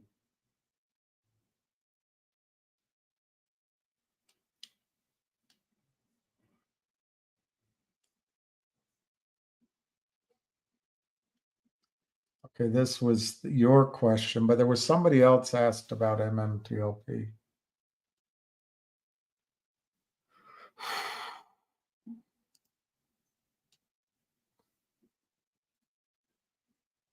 Oh, here it is, Ricky Rick. That's the one I was responding to. MMTLP. All right, so Ricky Rick, what I want to tell you about MMTLP, I want to tell you a couple of things. I have been trying to get my last bit of shares out of E-Trade. I called again this morning, and this has been about a 4-week process, maybe 5 process for those of you in Canada. I get a different answer every day. Yesterday morning, the guy said, Alex, I think was his name. Alec or Alex. I wrote it down. But anyway, he said they're delivering your shares to you at your address. I said, well, wait a minute. The last 3 guys said they were going to deliver it right directly to the transfer agent. And he said, well, if you want to do that, you have to fill out form XYZ before you die form. And I said, no, I don't want to fill out any forms. You're sending it to me at home. That's great. That's fine with me. He said, so I said, how long is it going to take? And he said, well, it takes, let me look. He says it takes 2 to 3 weeks. And I said, well, when did you enter the instructions? It says in process. He said March 1. Well, that's about 3 weeks later than I got this whole thing going. But anyway, it's a starting point. I said, all right, so 3 weeks from March 1. He said, yeah, you probably won't get it this week. You'll get it next week. So anyway, Rick, what I want to tell you, and I strongly advise, have your shares delivered to you or to the transfer agent. I called into the transfer agent this morning and they ask you for your social security number and then they go, hello. Well, actually, it's a better computer than that. And they say, we show X amount of shares in your name held at the transfer agent. Well, I've actually got them here, but they have it at record at the transfer agent. So, Ricky, number one thing to do, you can resolve your own issue. Let's not be children waiting for mama or papa to come and solve the problem. Let's transfer our shares to Asquinity or whatever the heck it's called. Then you resolve your own problem. All right. Now, the thing I wanted to show you, Rick, if you do that, you will own shares of a private company called NextBridge. What do we know about NextBridge? We know when it was Torchlight, they thought they had 3.2 million barrels of oil. We know from their presentations that that's a fact. We know from about a year and a half ago that NextBridge believed they had something between 3.2 and 5.7 billion barrels of oil in the ground. Now, what I have not seen is an engineering report. I haven't seen the risk applied to those reserves. And I don't know all sorts of things about recovery, lifting costs, and transportation costs. We don't know all of that. So there's quite a few issues we don't know. So we don't know basically how much does it cost to find it, lift it, move it. What is that all-in cost or estimate? And what can it say? We don't know. There's so much we don't know. But, and I'm doing this by memory and I'll get it wrong. I think NextBridge drilled 3 wells last year. It might have been 5. They're meant to drill 3 or 5 wells this year. They discovered a whole new bench that's really thick. I think it's 270 feet thick and it covers a massive aerial extent. But I haven't seen the engineering report. And what was being said on Twitter is just that new discovery could be 11 billion barrels. When you add it to the 3.2, 5.7 billion, you go, oh my gosh, that's a ton of oil. But when I went down to Houston, I met with a lot of grizzled investment bankers and engineers and oil and gas, a lot of oil and gas people, research analysts, a bunch of people. And I asked about the Oro Grande. I asked about the possibility that they could have 11 billion barrels. And the instant reaction I got, which I paid attention to, that's a lot of oil. If they're quoting 11, now, as far as I know, the company's never said these numbers. I saw them on Twitter from a guy that I trust, but I don't know very well. But anyway, he said to me, if they're saying 11 billion barrels, that's probably not right. That's a lot of oil. And it may be there, but the question is, how much can you get out of the ground, Ricky? So what I did the other day, and I'm going to try, I didn't write it down. I just did it while I was having a cup of coffee. I'm going to try to give you just a bare bones lowest number, disastrously low number. Try to be conservative as anything number. And oh, this pen doesn't work. Darn it, I got to throw it away.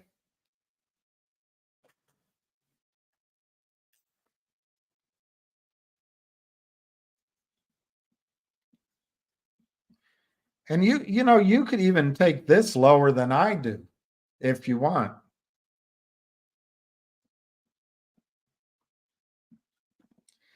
But I'm going to use the lowest estimate from the Torchlight days to the before Nextbridge even drilled anything days, before they found the whole new bench of oil, a new discovery, and just use the lowest possible number, 3.2 billion barrels of oil. Now I'm going to do something even worse to this. I think that's probably all recoverable, but I'm gonna say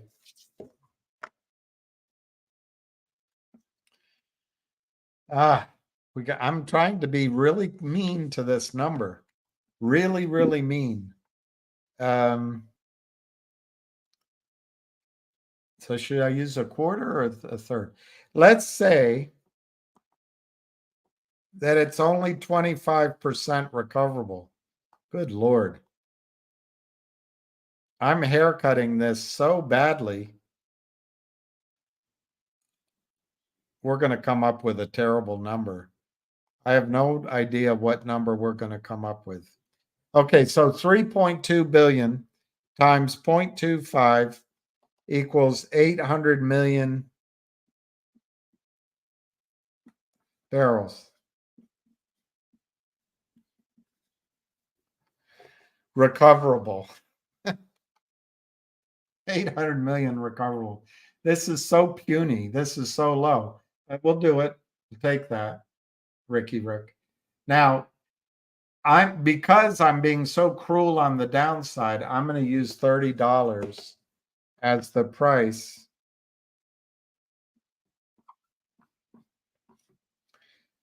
Price per barrel. A company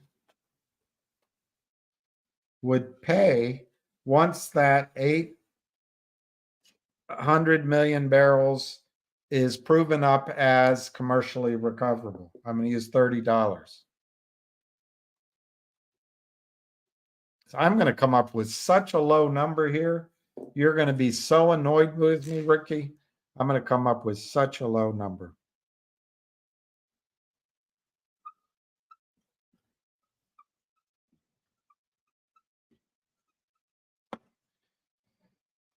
So that gives a takeover price of $24 billion using this amount of barrels in the ground, which they have drilled, Ricky. My understanding, the reason they're not producing is for tax reasons and for recognizing the asset value. They've delayed, but they are producing a little bit in the shallow to hold the lease. If that's my general understanding, there's smarter people out there, particularly Pecos Bill and Junk Savvy and Bird Lady and others that can tell you. But using this very low number, that's 24 billion that an acquirer would pay Rick. Right now, there's 260 million shares of Nextbridge issued and outstanding. There's authorized 500 million. So I'm gonna do yet again.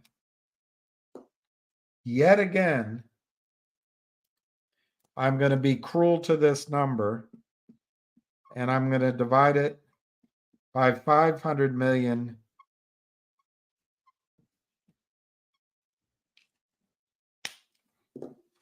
shares. That's the entire approved amount of shares in Nextbridge.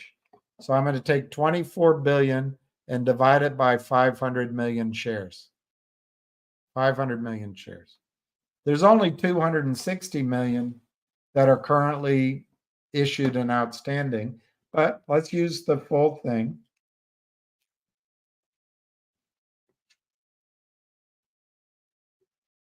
I'm going to come up with such a low number, Ricky. You're going to vomit.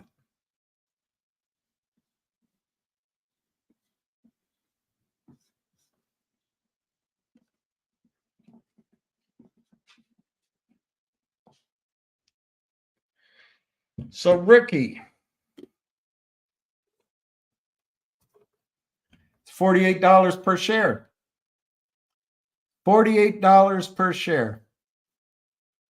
Did you pay more than that? I don't think so. I don't think so.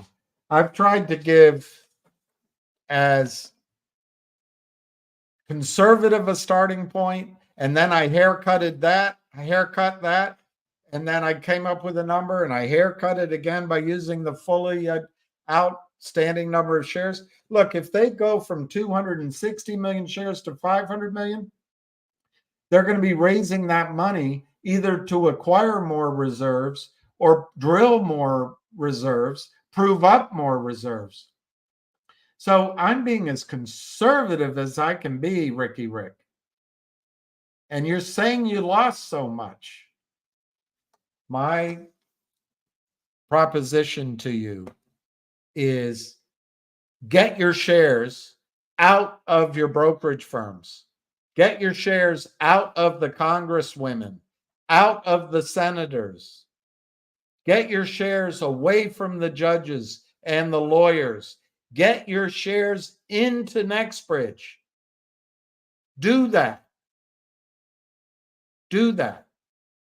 That's something you can control. You don't have to feel helpless. And I'm telling you, I tried to come up with the lowest possible number I could do. $48 a share. I don't know about you, but if I got $48 on my shares, I wouldn't be rich. But I wouldn't be able to say I lost so much from them. I would make 10x on my investment. No, not 10x. 5x. I'd make 5x on my investment. 5x at $48 a share. And I think it's worth in a settlement and in many other ways closer to $1,000, give or take. I think higher, but I can see the argument for something below it too. So Ricky Rick, I just don't think you've lost that much. I think you can't see it in your account, but remember what's in your account is all lies anyway. They're not quoting a price, so that bothers you. But if you review the news from Nextbridge, and I'm not going to do it now because I've talked way too long, they have successfully drilled wells. They have proven up some of the oil there, and the potential is much, much higher than what I have here. Just from this one bench. In other words, think of a multi-layered cake, like a wedding cake, and those bits of icing. There's so many of those bits of icing. They have 7 or 8 of those zones, and they found a section where the chef shoved in a lot of icing to keep the cake level, and it's really thick. They didn't know about that before. So anyway, Ricky, what I'm saying is get your shares in your name. The private company is worth, in my judgment, at least 5 times more than you paid for it. So I don't see how you're going to lose from them. Where you could lose, leave it with the brokerage firm, leave it to the senators and congressmen, leave it to the judges. It could be 10 years from now. All right, let's go down.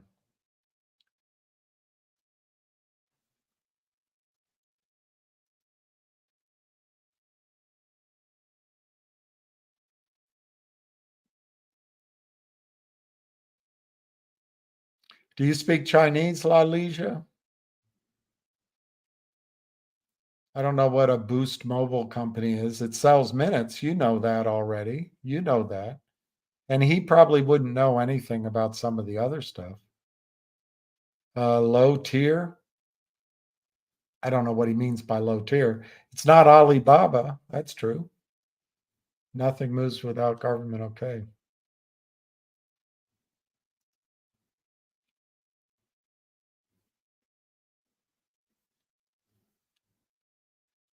Well, you came up with a brilliant idea. Matchmaker, matchmaker, make me a match. Yeah, I think it's a good time to be accumulating finger. And if you can change your horizon to an investment horizon rather than a trade horizon, you might be surprised that you get a trade. But if you're looking at it as a trade, you may be disappointed that it becomes an investment. I think finger is a brilliant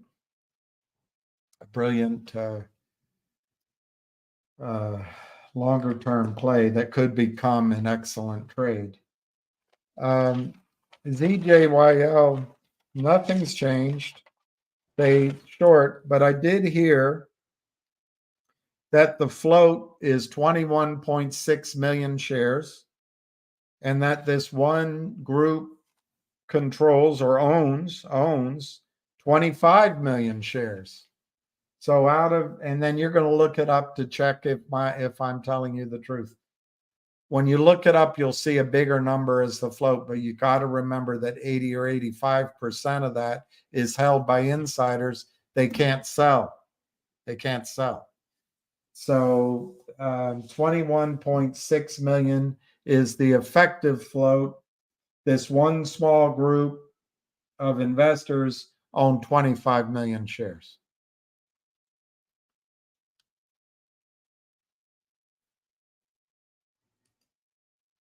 My broker says they have my shares, but they're worth nothing.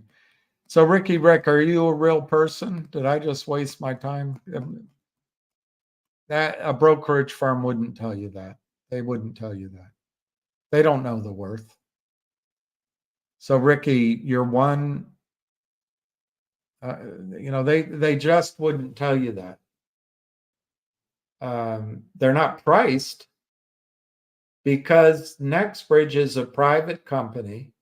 There's no active market publicly made for shares of NextBridge. So the computers are unable to go out and gather a bid and ask or a closing price. They cannot see the last trade. There isn't any data that a computer can pick up for the value of NextBridge. So it shows on your account with a big fat nothing. But that does not say they're worth nothing. So use your brain. Where would the computer get a price? Is the computer going to make some phone calls into Greg McCabe's office? Is the computer going to call into Roth Capital? Is the computer going to call Netherland and Sewell Engineering? Is the computer going to call the engineers?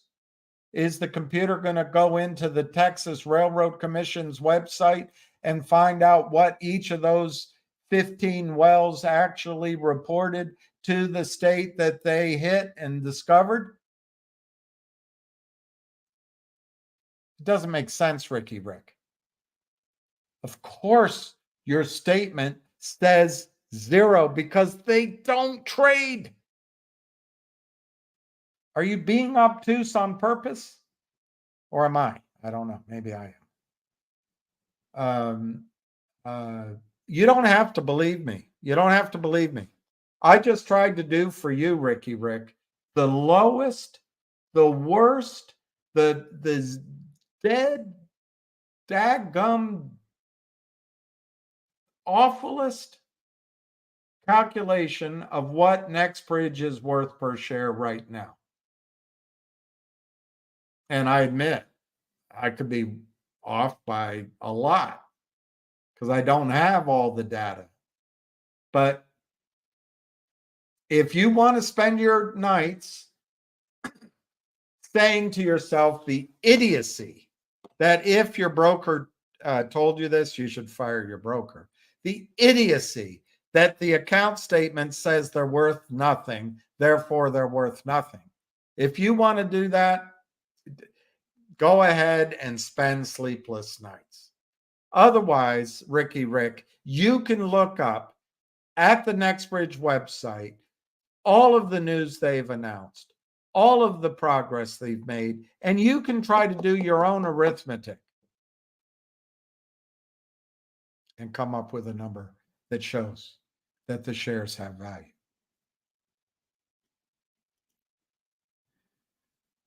ZJYL, the stock's down. You'll never believe it, Joshua. There are sellers of stock that does not exist. There are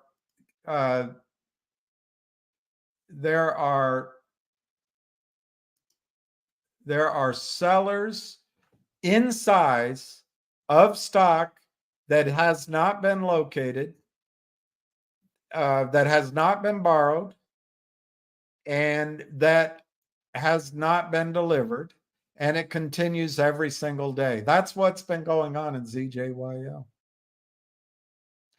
GTII, Ace says the Trento mine deal is dead. My understanding is Ham introduced the Trento mine deals to guys directly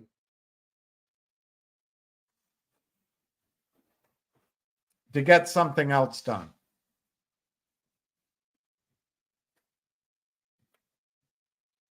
So I met with them.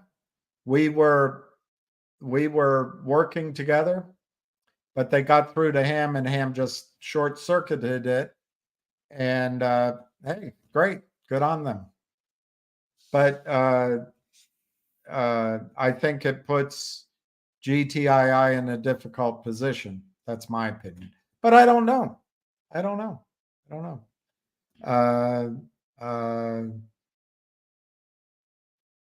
I think there's a lot of risk in GTII. I've said this all along. No one wants to hear me say it. I've said it since, about $1 a share, but I really said it at 70, at 60, at 40, suggesting why you've got an 81-year-old CEO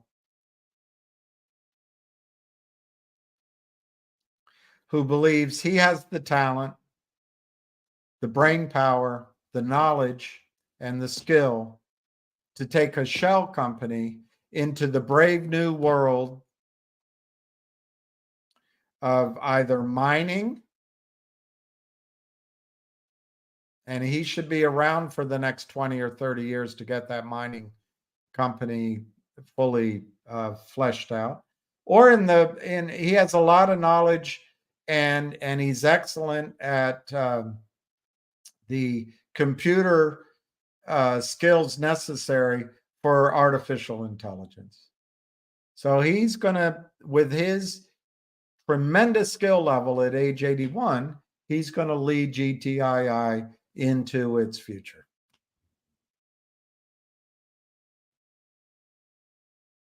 It's a shell company with a massive short position. But remember, no one enforces delivery.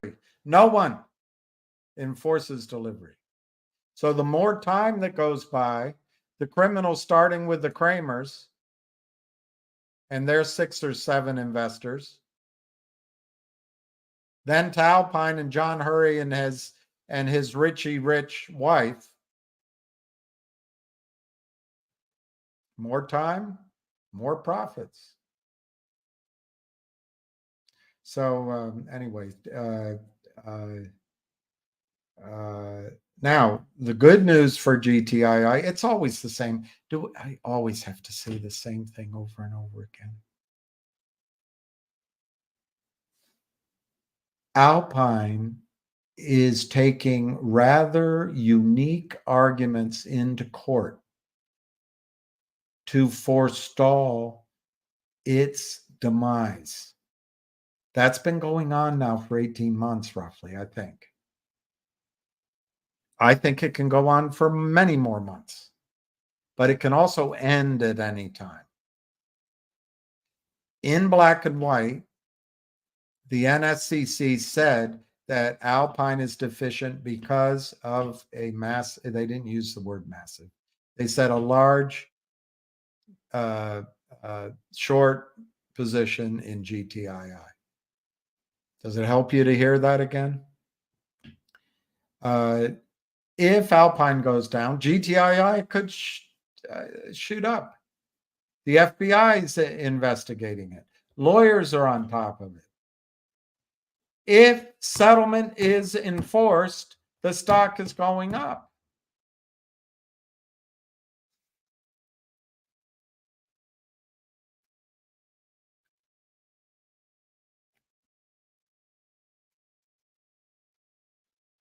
I personally think you have to look at everything as a risk reward. And until the leadership issue, the palace intrigue, the battle over control of the future is resolved at GTII, I stand on the side that there's risk in that stock. But it could have a moonshot. And that's, more risk, more reward. But that's where we are on that. ZJYL, the stock gets sold down, down, down, dive, dive, dive. Every day. It's relentless. There is no punishment for selling. There is no punishment for lying. There is no punishment for failing to deliver. There is no punishment for failing to locate, even though it's against the law. And they just keep selling. But Joshua, obviously there's risk in ZJYL. But only you can determine what kind of risk you want to take. But there's 21.6 million shares in the float, and 25 million shares are owned by one small cadre of individuals who are not selling.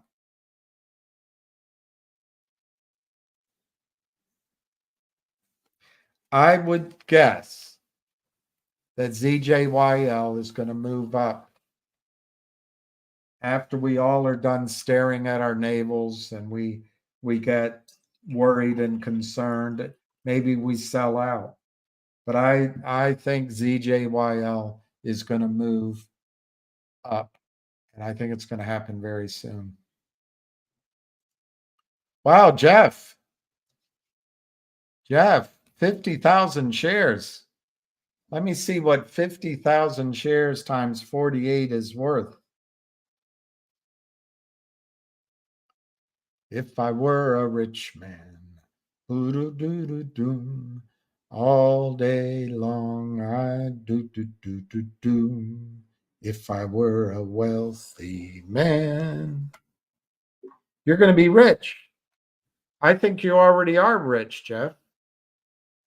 That's you've got $2.5 million worth of stock. I wish I had bought that much. I could have.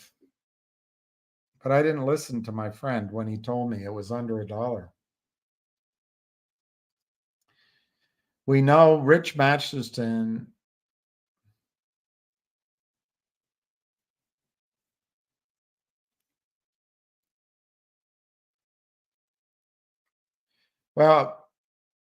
Rich Masterson, I mean, it's not the right word to use, discovered, but he had a theory about the Delaware Basin. I think it was the Delaware Basin. Anyway, good part of the Permian. And he was right. And companies have made their fortune following that theory. He now has that exact analog, in his opinion, with the Oro Grande. So I happen to agree with you, David. And McCabe, I think The more I've never spoken to or met McCabe, but the more I watch him, the more I see how he works, the more I have great deal of confidence in him. What would they label your shares, Rick? You want them to label them McDonald's? I'm starting to think you're pulling my leg. They are mapping that huge lake? Well, see, that's the upside. That's the upside. That is the upside. And that could be really exciting.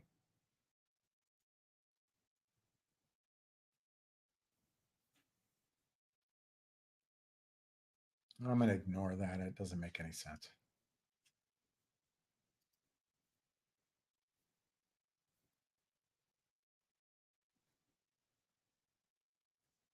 They don't have any evidence of what a private company is worth. And they would get in a lot of trouble if they represented it's worth something and it turned out to not be worth that much. I'm telling you, they get a lot of trouble in telling their clients it's worth nothing, and it ends up being worth a lot. Your broker didn't say it was worth nothing. They didn't say that. They just didn't say that. I don't think NextBridge will go public, but they could. I hope they wait until they're $100 stock, $500 stock.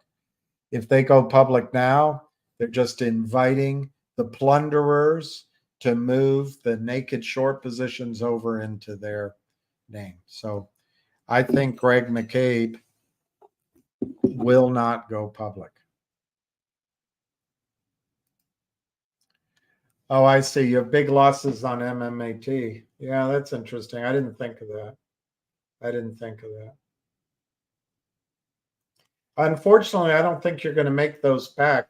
MMAT is a perfect example of what I'm trying to describe could happen with CAUD, but I do not believe it will, because I think Peter Boards is doing an intense study to avoid doing what MMAT did. But MMAT is one of the best set of ideas and technologies out there. But the board wouldn't listen. The board wouldn't listen when told, don't take that deal. And they took it. They took it because their lawyers said, well, this covers your ass and we have to cover our asses and we get paid and no court's going to hold you liable for taking this deal, even though you're going to screw your shareholders. If you don't do it and the stock goes down, the shareholders can come to you and say, why didn't you do it? So everything's set up. Everything's set up for the plunderers. All right. So I came to the end at 6 o'clock.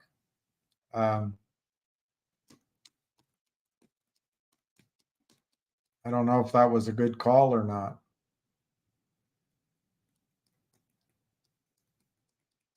But I won't ruminate on it very long. I'm going to say goodnight to everybody.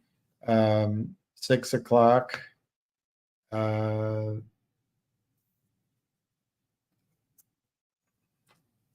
hate that Djokovic lost, but let's just see. There might be some tennis on tonight that you can watch.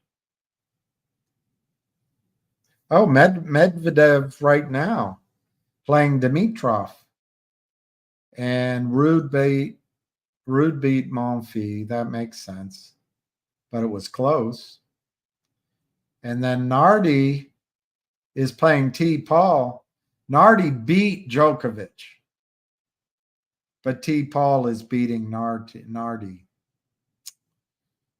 Darn it. Why did Djokovic lose? Djokovic could have beaten T. Paul. Hang on. Call from Andy. Hello? Not much. I was just signing off. If you had something else to say, you can. Otherwise, I'm signing off from my live. All right, bye. All right, everybody. I